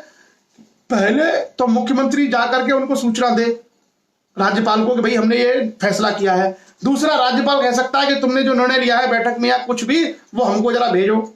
और तीसरा, अगर किसी मंत्री ने कोई निर्णय ले लिया है तो राज्यपाल कह सकते हैं कि मंत्री महोदय आपने जो निर्णय लिया है वो मंत्री परिषद के सम्मुख रखो, जो मंत्री परिषद है उसके सम्मुख रखो। तो मुझे लगता है स्पष्ट हुआ होगा कि क्या क्या प्रावधान है कार्यों के बारे में, किस तरीके से सरकारी कार्यों का संचालन होगा। तो ये जो चर्चा है वो चर्चा हम लोगों ने की है अब तक कार्यपालिका के विषय में, यानी राज्य की कार्यपालिका और कार्यपालिका के कार्य किस तरीके से होंगे। आगे जो हम लोग चर्चा करेंगे मुझे लगता है राज्य का विधानमंडल। तो राज्य के विधानमंडल के जो सदन होते हैं, विधानसभाएं, विधान परिषद कैसे गठित होती हैं, क्या योग्यताएं होती हैं, फिर वो अगला टॉपिक आ जाएगा। तो आज हम लोग केवल यहीं तक अपने आप को रखेंगे कि मंत्री परिषद और जो कार्यपालिका है उसके कार्य क्या क्या है। विधानमंडल और विधायिका की चर्चा हम लोग कल के सेशन में करेंगे कि विधायिका का निर्माण और गठन किस तरीके से होता है। अच्छा, मैं एक चीज और आप लोगों से पूछना चाह रहा था, आप सभी लोगों से, कि खास करके हम लोगों ने जो समय तय किया था इस चर्चा के लिए वो 8:15 बजे का था। ठीक है, 8:15 बजे का 8:15 बजे का सेशन हम लोगों ने इसलिए रखा था कि ताकि तब तो लॉकडाउन चल रहा था, अभी कई सारे लोगों के ऑफिस खुलते हैं, कई सारे लोग ड्यूटी भी जाते हैं, मैं खुद भी जाता हूं। तो मैं आप लोगों से चाह रहा था कि इस समय को अगर हम थोड़ा सा पहले कर लें, जैसे 8:15 बजे हम चर्चा करते हैं, अगर हम 8:15 के बजाय इस चर्चा को थोड़ा पहले आरंभ कर दें तो मुझे बताइए कि ज्यादातर लोग कंफर्टेबल हैं। अगर ज्यादातर लोग इस बात से कंफर्टेबल हैं कि ये चर्चा 8:15 के बजाय हम थोड़ा और पहले आरंभ कर लें, ताकि 9:15 बजे तक हम इसको खत्म करके सभी जो ऑफिस जाने वाले लोग हैं या जो काम है वो कर सकते हैं, तो वो हम लोग कर सकते हैं। तो आप सब लोग RBS लोधी राजपूत का सुझाव है 7 बजे। 7 बजे तो थोड़ा जल्दी हो जाएगा, कई भाई लोग ऐसे हैं जो 7 बजे नहीं जगते हैं। तो मुझे लगता है कि 7:30 बजे अगर हम लोग इसको रख लें, 7:30 बजे मॉर्निंग में, 7:30 से लेकर के 9 तक 1.5 घंटे की परिचर्चा संविधान पर, तो वो पर्याप्त रहेगी। BS राजपूत साहब ने जो है हम लोगों को 8:15 बजे के टाइम पर सजेस्ट किया था, क्योंकि ऑफिस स्टार्ट हो गए हैं और हम लोगों को रेगुलर ऑफिस के काम करने होते हैं। सुबह 9:30 बजे हमें निकलना होता है।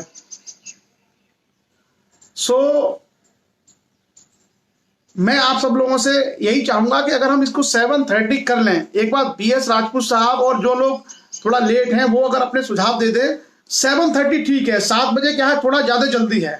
अगर हम लोग 7:30 बजे आरंभ करें तो 7:30 से लेकर के 9 बजे तक का हमको पर्याप्त समय मिल जाएगा और उस 1.5 घंटे में हम लोग काफी चर्चाएं कर सकते हैं। हालांकि पहले ही हमारा जो सेशन आरंभ हुआ था वो 9 बजे आरंभ हुआ था और 9 बजे से करते करते हम लोग 8:15 पे आ गए थे।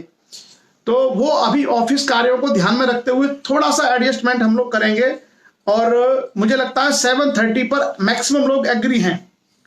7:30 से 9 पर अधिकांश लोग एग्री हैं। तो 7:30 बजे, अच्छा किसी का किसी वजह से अगर छूट जाता है, कुछ लोग इस सेशन में अगर नहीं शामिल हो पाते हैं तो वो लोग बाद में उसको देख सकते हैं, क्योंकि हम इसको डिलीट नहीं करते, ये पड़ा रहता है पेज पर। आप जाकर के उस पेज पर पहुंच सकते हैं। 7:30 I think is a comfortable time to everyone. So हम लोग कल से परिचर्चा 7:30 पे आरंभ करेंगे। हाँ, तो मुझे लगता है 7:30 ठीक है।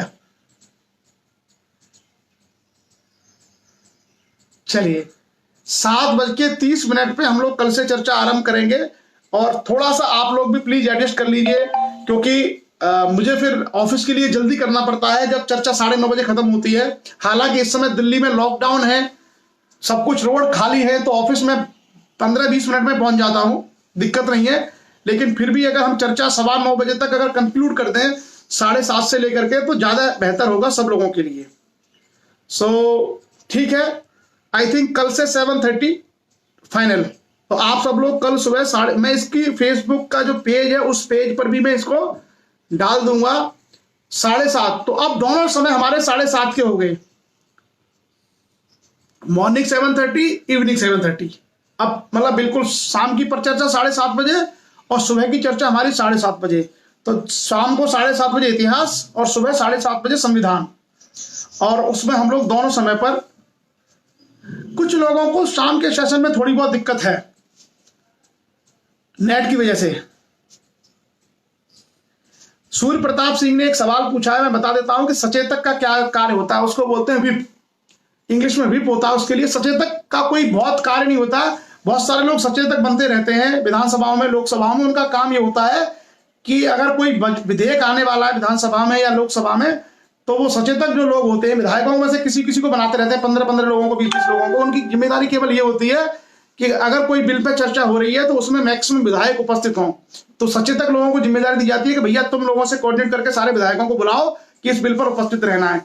बाकी कोई बहुत ऐसा कुछ नहीं होता सचेतक का काम। सिंपल केवल विधायकों को कोऑर्डिनेट करके किसी समय बिल पर अगर वोटिंग करनी हो या किसी मुद्दे पर चर्चा में उनको सदन में बैठना है तो उसकी उपस्थिति को सुनिश्चित करते हैं सचेतक लोग। क्लियर? महाधिवक्ता की नियुक्ति में राज्यपाल मुख्यमंत्री की सलाह लेगा या नहीं? डॉक्टर नारायण पटेल का सवाल है। डॉक्टर नारायण पटेल, मैं कमेंट में आपको डिटेल आंसर लिखता हूं इसका।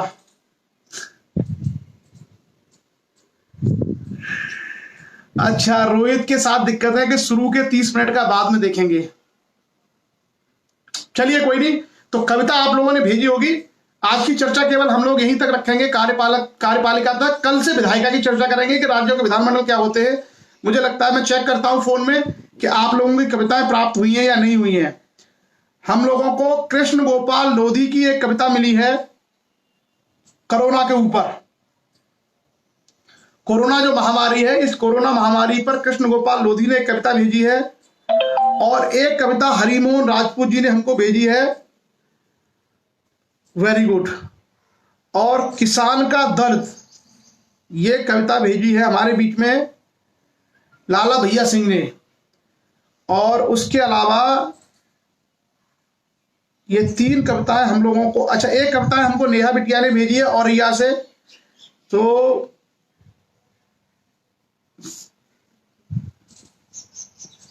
और भी कविता हमको मिली हैं, कई सारी पोएम्स हमको मिली हैं। और आज हम लोग वीटो पावर इत्यादि की चर्चा हम लोग करेंगे। अच्छा दूसरा क्या है कि लक्ष्य की एक वेबसाइट है, इंजीनियर दिनेश कुमार राजपूत जी हमारे बीच में हैं। उन्होंने लक्ष्य की एक वेबसाइट डेवलप की है जो हमारे टेक्निकल टीम के इंजीनियर्स लोग हैं, उन लोगों ने मिलकर के। तो उस वेबसाइट पे बहुत सारी चीजें पड़ी हुई हैं। आप जो है आईएएस से लेकर के तमाम सारे सेमिनार्स, तमाम सारे एजुकेशनल चीजें उस पर पड़ी हुई हैं। ये लिंक जो है इंजीनियर दिनेश राजपूत जी आपको शेयर कर देंगे। आप उस लिंक पर जाकर के बहुत सारी लक्ष्य के संबंध में, नॉलेज के संबंध में बहुत सारी चीजें, वीडियोज आपको मिलेंगे। सेमिनार्स, वीडियोज, लाइव सेशन वहां पे उपलब्ध है। और वेबसाइट पे आप जाएंगे तो आपको बहुत सारी ढेर सारी जानकारी वहां पे है। और हम लोग जो जानकारी दे रहे हैं वो सारी ऑथेंटिक। चलिए हम लोग शुरू करते हैं आज की कविताएं। थोड़ा सा आज संडे है, रिलैक्स रहिए आप लोग। आज हम लोग कविताएं करते हैं सब लोगों की, और एक एक करके हम लोग कविताएं पढ़ेंगे। एक छोटी सी बच्ची है 7th क्लास में, 7th क्लास में पढ़ती है नेहा। औरैया डिस्ट्रिक्ट में एक दिव्यापुर कस्बा है यूपी में, वहां से है। उस नेहा राजपूत ने हमको एक कविता भेजी है छोटी सी। तो सबसे पहले हम लोग नेहा राजपूत की कविता पढ़ेंगे, उसके बाद हरिमोहन राजपूत की कविता पढ़ेंगे। और आप लोग कविताओं का आज थोड़ा आनंद लीजिए। क्लियर? चलिए, तो नेहा बिटिया की कविता क्या है? आओ मिलकर शान बढ़ाएं, आओ मिलकर शान बढ़ाएं अपने देश और समाज की। आओ मिलकर शान बढ़ाएं अपने देश और समाज की। पढ़ लिख कर नाम कमाएं, चर्चा हो पूरे हिंदुस्तान की। आओ मिलकर शान बढ़ाएं अपने देश और समाज की। पढ़ लिख कर नाम कमाएं, चर्चा हो पूरे हिंदुस्तान की। ओ मेरे देश के बच्चे, दिल के हो तुम अच्छे, बुरी आदतों से तुम बचना, तुम्हें करनी है जीवन की रचना। आओ मिलकर शान बढ़ाएं अपने देश और समाज की। पढ़ लिख कर नाम कमाएं, चर्चा हो पूरे हिंदुस्तान की। आपस में हम बैर न रखें, बुद्धजनों का आदर समझें। बेटा बेटी एक समान, पढ़ लिख कर सब बने महान। बेटा बेटी एक समान, पढ़ लिख कर सब बने महान। मर्यादाओं को हम न लांघे, ऊंच नीच का भेद न जाने। हम हैं भारत माँ के बेटे, अपने दिल में ख्वाब समेटे। आओ मिलकर शान बढ़ाएं अपने देश और समाज की। पढ़ लिख कर नाम कमाएं, चर्चा हो पूरे हिंदुस्तान की। ये छोटी सी बच्ची है नेहा राजपूत, उसने ये कविता लिखी है। बहुत बहुत शुभकामनाएं नेहा को। छोटी सी बच्ची इतनी सुंदर कविता हमारे बीच में भेजी है। और उसके बाद आगे हम लोग, जैसा कि अभी एक जो कोरोना महामारी है, कोरोना संकट है, इस कोरोना संकट पर दुनिया इससे परेशान है। और इसी में हमारे लक्ष्य पन्ना मध्य प्रदेश के स्वयंसेवक और वहां पर पूरे लक्ष्य जिले का कार्य देखते हैं, युवा हैं, बिल्कुल विद्यार्थी हैं, लोधी लाला भैया सिंह। उन्होंने एक कविता भेजी है, बहुत अच्छी कविता है कोरोना के ऊपर। और अगली कविता हम लोग वही कोरोना के रूप में, कोरोना की जो कविता है वो आपके बीच में रखते हैं। और आप बहुत ध्यान से उस कविता को सुनिए कि किस प्रकार से शब्दों में उन्होंने अपनी अभिव्यक्ति दी है लोधी लाला भैया सिंह। और एक मैसेज देने का प्रयास किया है इस कोरोना संकट का। क्या संकट है सुनिए। कोरोना ने हमें सबक सिखाया है, कोरोना ने हमें सबक सिखाया है, दुनिया बनाना एक दूसरे से। कोरोना ने हमें सबक सिखाया है, दूरियां बनाना एक दूसरे से। दिल में न दूरियां बना लेना, दूरियां बनाना एक दूसरे से, लेकिन दिल में न दूरियां बना लेना। फोन पर बात करना और हमारा हालचाल जान लेना। फोन पर बात करना और हमारा हाल चाल जान लेना, प्रभु से दुआ करना, प्रभु से दुआ करना, सब मिलके प्रभु को मना लेना, साहस, धीरज व सकारात्मक सोच रखना, एकजुट होकर लड़ना और कोरोना को दबोच लेना। इससे आसान और सस्ती क्या रणनीति होगी, इससे आसान और सस्ती क्या रणनीति होगी। न अस्त्र, न शस्त्र, न एक बंदूक की गोली चलेगी। घर में रहना मेरे देशवासियों और कोरोना को हरा लेना। कृष्ण गोपाल लोधी। अच्छा, यह कृष्ण गोपाल लोधी की कविता है, नगला खंगार ढोलना से। यह कृष्ण गोपाल लोधी ने कोरोना के लिए कविता लिखी है कि किस तरीके से घरों में रह के सुरक्षित रहें। और कृष्ण गोपाल लोधी इंडियन एयरफोर्स में काम करते हैं, भारतीय वायुसेना में। उन्होंने ये कविता भेजी है, बहुत सकारात्मक संदेश दिया है कृष्ण गोपाल लोधी ने भारतीय वायुसेना की तरफ से हम सब लोगों को, सभी लोगों को कोरोना संकट से किस तरीके से हम लोग सुरक्षित रखें अपने आप को, और बंदूक से लड़ने की आवश्यकता नहीं है, अपने आप को घरों में रखें। चलिए, और अब आज की अंतिम कविता हम लोग धीरे धीरे पढ़ते रहेंगे, आप लोग भेजते रहिए करिए। दो दो कविताएं अगर हम लेंगे तो काफी सारी कविताएं आ जाएंगी। हरिमोहन राजपूत साहब, हरिमोहन राजपूत की जो कविता थी वो कृष्ण गोपाल लोधी थे, भारतीय वायुसेना में इंडियन एयरफोर्स में काम करते, उनकी कविता थी वो मैंने जो अभी आपको सामने पढ़ी है। तो आगे हम लोग अब कविता पढ़ेंगे हरिमोहन राजपूत जी, जो हमारे बीच में इटावा जसवंत नगर से हैं, और उनकी कविता बहुत ही सुंदर कविता उन्होंने भेजी है, उसको आप सब लोग बहुत ध्यान से सुनिए। और सामाजिक जो बुराइयां हैं, सामाजिक बुराइयों के ऊपर उनकी कविता है, और कई सारी जो चीजें हैं सकारात्मक, सुधारात्मक, वो अपनी कविता के माध्यम से उन्होंने यहां पर व्यक्त की हैं। तो हम लोग सुनते हैं आगे। हरिमोहन राजपूत जी इटावा से जो उन्होंने हमारे बीच कविता भेजी है, उसको क्या कविता है।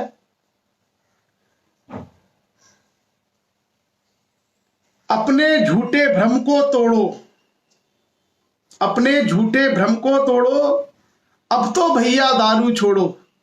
क्या बात है, अपने झूठे भ्रम को तोड़ो, अब तो भैया दारू छोड़ो। आप लोगों ने देखा होगा कि पिछले 25 दिनों से कोरोना संकट में सारे दारू को ठेके, दुकानें सब बंद हैं, यानी किसी को भी जरूरत नहीं है, बिना दारू के भी लोगों का काम चल रहा है, लोग जी सकते हैं। इसका मतलब है कि सामाजिक बुराइयां खोखली हैं, खोखली होती हैं। इन सब बुराइयों को हटाया जा सकता है, इनको खत्म किया जा सकता है। अभी जो 20-25 दिन का लॉकडाउन है, कोई व्यक्ति दारू के लिए परेशान नहीं है, किसी को इसकी आवश्यकता नहीं है, यानी मनुष्य जीवित रह सकता है, उसको कोई दिक्कत नहीं है। लड़ाई झगड़े नहीं हो रहे घरों में, जबकि पहले जब लोग बाहर घूमते थे, दारू पी के आते थे, तो शाम को घर में झगड़े होते थे। अब ऐसा कुछ भी नहीं है। तो आपने देखा कि हम लोगों को इस संकट ने भी सिखाया है कि बिना इन सब चीजों के भी काम चल सकता है। तो उसी पर उनकी बहुत सुंदर पंक्तियां हैं हरिमोहन राजपूत जी की, कि अपने अब झूठे भ्रम को तोड़ो, अब तो भैया दारू छोड़ो, अपने मैया बप्पा देखो, घर के लड़का बच्चा देखो। ये बेसिकली जो इटावा की जो लैंग्वेज है, इटावा, भिंड और फर्रुखाबाद, कन्नौज का जो क्षेत्र है, उसकी भाषा की जो पुट भी इसमें आ रहा है, जिस तरह की वहां बोली बोली जाती है, उसके भी इसमें एक झलक देखने को आपको मिलेगी। अपने झूठे भ्रम को तोड़ो, अब तो भैया दारू छोड़ो, घर के लड़का बच्चा देखो, सुरा से अपना तू मुख मोड़, अब तो भैया दारू छोड़। आगे लिखा है, पीना और पिलाना छोड़ो। बहुत ही अच्छा मैसेज है। पीना और पिलाना छोड़ो, गुटखा छोड़ो, बीड़ी छोड़ो। यह कविता जो मैं पढ़ रहा हूं, आप लोग चाहें तो इसको शेयर कर दीजिए सब जगह, ये बहुत अच्छा संदेश है। गुटखा और पिलाना छोड़ो, गुटखा छोड़ो, बीड़ी छोड़ो, खेती देखो, बाड़ी देखो, ढीली भैंसिया गैया देखो, बिल्कुल ग्रामीण परिवेश। पीना और पिलाना छोड़ो, गुटखा छोड़ो, बीड़ी छोड़ो, खेती देखो। उसके बाद दया धर्म से नाता जोड़ो, दया धर्म से नाता जोड़ो, नहीं छूटेगी भ्रम को तोड़ो, दया धर्म से नाता जोड़ो, नहीं छूटेगी भ्रम को तोड़ो, बड़े बड़े तुम सपने देखो, बड़े बड़े तुम सपने देखो, बंगला देखो, गाड़ी देखो, थोड़ा थोड़ा पैसा जोड़, अब तो भैया दारू छोड़। क्या बात है, बहुत ही सुंदर रचना, सार गर्भित शब्दों में ग्रामीण परिवेश को समेटे हुए। दुनिया दौड़ी तुम भी दौड़ो, यानी एक तरह का जो कंपटीशन लगा हुआ है कि सब लोग आगे बढ़ गए, सारे समाज आगे बढ़ गए और आप लोग अभी तक क्या कर रहे हैं, तो उसमें है दुनिया दौड़ी तुम भी दौड़ो, सब लोग आगे बढ़े चले जा रहे हैं, दौड़ते चले जा रहे हैं, तुम भी दौड़ो, दुनिया दौड़ी तुम भी दौड़ो, काहे पड़े हो आलस छोड़ो, मास्टर देखो डॉक्टर देखो, मास्टर देखो डॉक्टर देखो, कैसे बने कलेक्टर देखो। क्या बात है, मास्टर देखो डॉक्टर देखो, कैसे बने कलेक्टर देखो, अवगुण बना तुम्हारा कोड, जो बुराइयां और अवगुण अंदर आ जाता है उसके कारण समस्या हो जाती है। तो राजपूत साहब ने लिखा है कि अवगुण बना तुम्हारा कोड, अब तो भैया दारू छोड़। अगर दारू छोड़ दोगे तो कलेक्टर बन जाओगे, डॉक्टर बन जाओगे, मास्टर बन जाओगे, खेती बाड़ी कर लोगे, आगे बढ़ जाओगे। ये सारी कविता उस संदर्भ में है। आगे सुनिएगा,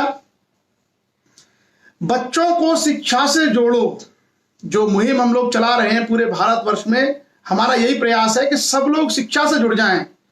कई बार लोगों के मन में ये डाउट रहता है कि राजनीति इत्यादि चीजों का हम लोग कोई कंसर्न नहीं है, जिसको करनी है वो करे, जिसको बिजनेस करना है बिजनेस करे, जिसको राजनीति करनी है वो करे, लेकिन मूल जो प्राथमिकता है शिक्षा की वो हमेशा रहनी चाहिए। तो उसमें राजपूत साहब ने भी लिखा है, बच्चों को शिक्षा से जोड़ो, कोई कमी मत इसमें छोड़ो, बच्चों को शिक्षा से जोड़ो, कोई कमी मत इसमें छोड़ो, अपनी रोजी रोटी देखो, माता पिता की इज्जत देखो। खास करके आज की युवा पीढ़ी के लिए, बच्चों को शिक्षा से जोड़ो, कोई कमी मत इनमें छोड़ो, अपनी रोजी रोटी देखो, माता पिता की इज्जत देखो, बच्चों के भाग्य मत फोड़, अब तो भैया दारू छोड़, बच्चों के भाग्य मत फोड़, अब तो भैया दारू छोड़, गृह क्लेश करना तुम छोड़ो। अक्सर देखा है कि दारू के बाद गृह क्लेश होती है, गृह क्लेश करना तुम छोड़ो, अब तो अपनी मति को मोड़ो। जो आपकी मति है जिस पर पत्थर पड़ गए हैं, अब तो अपनी मति शुद्ध कर लो। और कोरोना संकट ने सिखा दिया है कि आपको दारू की आवश्यकता नहीं है, बिना शराब के बिना दारू के आप बहुत आराम से रह सकते हैं, कोई दिक्कत नहीं है। गृह क्लेश करना तुम छोड़ो, अब तो अपनी मति को मोड़ो, बिगड़ी अपनी सेहत देखो, बिगड़ी अपनी सेहत देखो, हंसती दुनियादारी देखो, बिगड़ी अपनी सेहत देखो, हंसती दुनियादारी देखो, पीने वालों से मुंह मोड़, अब तो भैया दारू छोड़, पीने वालों से मुंह मोड़, अब तो भैया दारू छोड़, करो प्यार तुम बैर को छोड़ो, करो प्यार तुम बैर को छोड़ो, नफरत की दीवारों को तोड़ो, करो प्यार तुम बैर को छोड़ो, नफरत की दीवारों को तोड़ो, सच्चा जीवन जीकर देखो, मिल बांट कर खाके देखो, सच्चा जीवन जीकर देखो, मिल बांट कर खाकर देखो, टूटे रिश्ते नाते जोड़, टूटे रिश्ते नाते जोड़, अब तो भैया दारू छोड़। बहुत सुंदर। शेष सहेजो गफलत छोड़ो, शेष सहेजो गफलत छोड़ो, जीवन नरक बनाना छोड़ो, शेष सहेजो गफलत छोड़ो, जीवन नरक बनाना छोड़ो, अच्छा खाना पीना सीखो, अच्छा खाना पीना सीखो, औरों के हित जीना सीखो, अच्छा खाना पीना सीखो, औरों के हित जीना सीखो, अपयश से अब नाता तोड़। आपने देखा है दारू जो पीते हैं उनकी बदनामी बहुत होती है, लोग कहते हैं शराबी है वो। तो उसके लिए लिखा है अपयश से अब नाता तोड़, अब तो भैया दारू छोड़। अपयश से अब नाता तोड़, अब तो भैया दारू छोड़। लड़ना और झगड़ना छोड़ो, लड़ना और झगड़ना छोड़ो, अंधविश्वास से नाता तोड़ो। जिसकी हम लोग बार बार मुहिम कहते हैं कि अंधविश्वास समाज से समाप्त होने चाहिए। लड़ना और झगड़ना छोड़ो, अंधविश्वास से नाता तोड़ो, स्वाभिमान से जीना सीखो, पढ़ना और पढ़ाना सीखो। बहुत ही सुंदर पंक्तियां। लड़ना और झगड़ना छोड़ो, अंधविश्वास से नाता तोड़ो, स्वाभिमान से जीना सीखो, पढ़ना और पढ़ाना सीखो। शिक्षा ही इस सब का तोड़, अब तो भैया दारू छोड़। शिक्षा ही इस सब का तोड़। जितनी समस्याएं हैं, जितनी भी कमजोरियां हैं, उन सब का विकल्प क्या है, सबका इलाज क्या है? शिक्षा। शिक्षा ही इस सब का तोड़, अब तो भैया दारू छोड़। और अंतिम 4 पंक्तियां हैं। घुट घुट के तुम जीना छोड़ो, घुट घुट के तुम जीना छोड़ो, खुद ही पकड़ी खुद ही छोड़ो। घुट घुट के तुम जीना छोड़ो, खुद ही पकड़ी खुद ही छोड़ो। परिवार के दुख दर्द को देखो, परिवार के दुख दर्द को देखो, उनकी आंखों में झांक के देखो। परिवार के दुख दर्द को देखो, उनकी आंखों में झांक के देखो। क्या है उनके आंसू का तोड़? क्या है? जैसे किसी के बीमार माँ बाप हैं, आप दारू पी रहे हैं, बच्चे पढ़ नहीं रहे हैं, वो रोते हैं, उस पर लिखा है घुट घुट के तुम जीना सीखो, खुद ही पकड़ी खुद ही छोड़ो। परिवार के दुख दर्द को देखो, उनकी आंखों में झांक के देखो। क्या है उनके आंसू का तोड़, अब तो भैया दारू छोड़। बहुत सुंदर रचना, बहुत सुंदर कविता। हरिमोहन राजपूत जी इटावा से आपका साधुवाद कि सामाजिक बुराई को समाप्त करने के लिए इतने सुंदर शब्दों में और परिवार के सामाजिक ताने बाने के सभी पहलुओं को बहुत ही अच्छे शब्दों में आपने पिरो करके हमारे बीच रखा। और आप सोशल मीडिया का धन्यवाद कि जिसके माध्यम से आपकी जो रचना है वो पूरे भारतवर्ष में और हो सकता है भारतवर्ष से बाहर भी लोगों तक पहुंचेगी। इस बहुत बेहतर संदेश के लिए आपको लक्ष्य परिवार की ओर से बहुत बहुत बधाई। और अब हम लोग सेशन के अंत में चलेंगे और शाम को हम लोग इतिहास पर आज चर्चा करेंगे। गुप्त साम्राज्य का इतिहास, गुप्त शासक कौन थे उसके बारे में चर्चा करेंगे। और जितने भी आप लोगों ने बीच में सवाल पूछे हैं, अगर कुछ लोगों के जवाब मैं नहीं दे पाया चर्चा में, तो वो जवाब हम लोग अब बाद में कमेंट के माध्यम से आपके बीच में रख देंगे ताकि आप सब लोगों को वो सारे के सारे आंसर्स मिल जाए। तो धन्यवाद आप सभी लोगों का। और बहुत महत्वपूर्ण आपका समय जो है हम लोगों ने निकाला है। तो रामायण में रावण की मृत्यु हो चुकी है, शायद मैंने सुना है, किसी ने डाला था कि रावण की मृत्यु हो चुकी है रामायण में। तो अब आप लोगों के पास देखने के लिए कुछ बचा भी नहीं होगा शायद। तो आप सुबह 7:30 बजे आ जाइए। हम लोगों ने कोशिश की थी कि संविधान पे चर्चा ज्यादा सार्थक रहेगी, तो एक हमारा प्रयास सफल रहा। और ये जो मुहिम है नशा मुक्ति की मुहिम, नशा मुक्ति और मृत्यु भोज की समाप्ति, 2 ऐसी सामाजिक समस्याएं हैं जो तत्काल जितना जल्दी हो समाज से समाप्त हो जानी चाहिए। नशा मुक्ति होनी चाहिए समाज में। और ये जो नशा मुक्ति का जो नशा है, नशा बेसिकली ग्रामीण और कमजोर लोगों में है।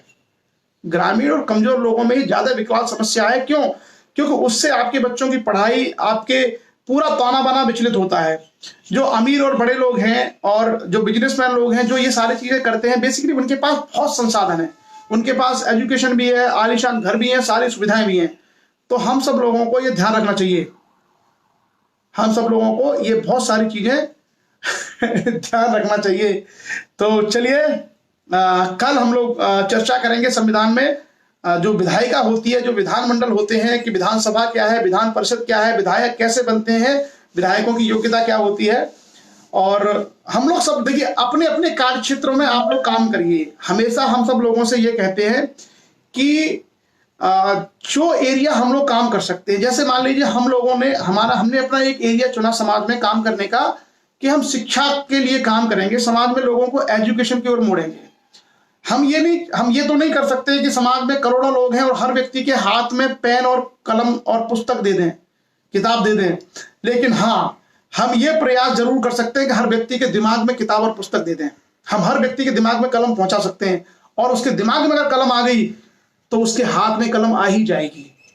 तो हमारा प्रयास यही है कि हमारा क्षेत्र है शिक्षा, तो इस शिक्षा के माध्यम से पूरे भारतवर्ष में हम लोग काम करते हैं और कोशिश करते हैं कि मस्तिष्क में क्रांति पैदा हो, मस्तिष्क में बदलाव पैदा हो, मस्तिष्क में किताबें और कलमें आना शुरू हो जाएं। यही जो समाज सेवा में जो दूसरे लोग हैं वो अपने एरिया को चुन सकते हैं। कुछ लोग नशा मुक्ति के लिए कार्य करें, कुछ लोग दहेज को खत्म करने के लिए कार्य करें। और मृत्यु भोज तो मुझे लगता है कि इतना इलॉजिकल, इतना मतलब इसके बारे में मुझे ये लगता है इसमें एक भी दिन की ढील नहीं होनी चाहिए। मृत्यु भोज मतलब नो, किसी व्यक्ति की मृत्यु के बाद उसका कोई भोज नहीं होना चाहिए। बिल्कुल, मैं तो जाता नहीं हूं कभी, मैं कभी नहीं जाता। और मैं जितने भी लोग मेरे संपर्क में आते जा रहे हैं, हमारा प्रयास है कि हम सबको बंद करा देंगे। और लक्ष्य में तो खास करके लक्ष्य की जो कार्य प्रणाली है, उसकी परंपरा में लक्ष्य के स्वयंसेवक बहुत ही अनुशासन प्रिय होते हैं। तो अगर उनको एक बार ये संदेश मिल जाता है कि हम लोगों को सामाजिक कुरीति में सहयोग नहीं करना है, उसको खत्म करना है, तो वो बहुत आगे बढ़ चढ़ के उनको खत्म करते हैं। तो मेरे हिसाब से मृत्यु भोज तत्काल रोक देना चाहिए। तत्काल मतलब अगर आज ही किसी की डेथ हुई है तो वहीं से बिल्कुल बंद होना चाहिए, और पूरे सभी लोगों को इसके लिए एफर्ट्स करने चाहिए, इसके प्रयास करने चाहिए। सागर जिले में, पन्ना में, ललितपुर में बड़ा अच्छा काम हुआ है मृत्यु भोज को रोकने के लिए। कई बार मैं भी शोक सभा में गया हूं ललितपुर में, और उधर सागर में, पन्ना में, उधर अपना ललितपुर में, टीकमगढ़ में, उधर लोगों ने काफी काम किया है मृत्यु भोज को रोकने के लिए। और इधर अभी यूपी में भी कई एरियाज में ये सारी चीजें शुरू हो रही हैं। तो चलिए, आज की चर्चा हम लोगों ने काफी व्यापक पर चर्चा की, संविधान के ऊपर भी और सामाजिक विषयों के ऊपर भी। और आप सभी लोग जुड़े इस पर चर्चा में, बहुत ही कीमती समय आप सब लोगों ने इस चर्चा में दिया, उसके लिए आप सभी लोगों का आभार। शाम को 7:30 बजे इतिहास की परिचर्चा में हम लोग मिलेंगे। तब तक के लिए आप सभी का दिन शुभ हो। जय हिंद।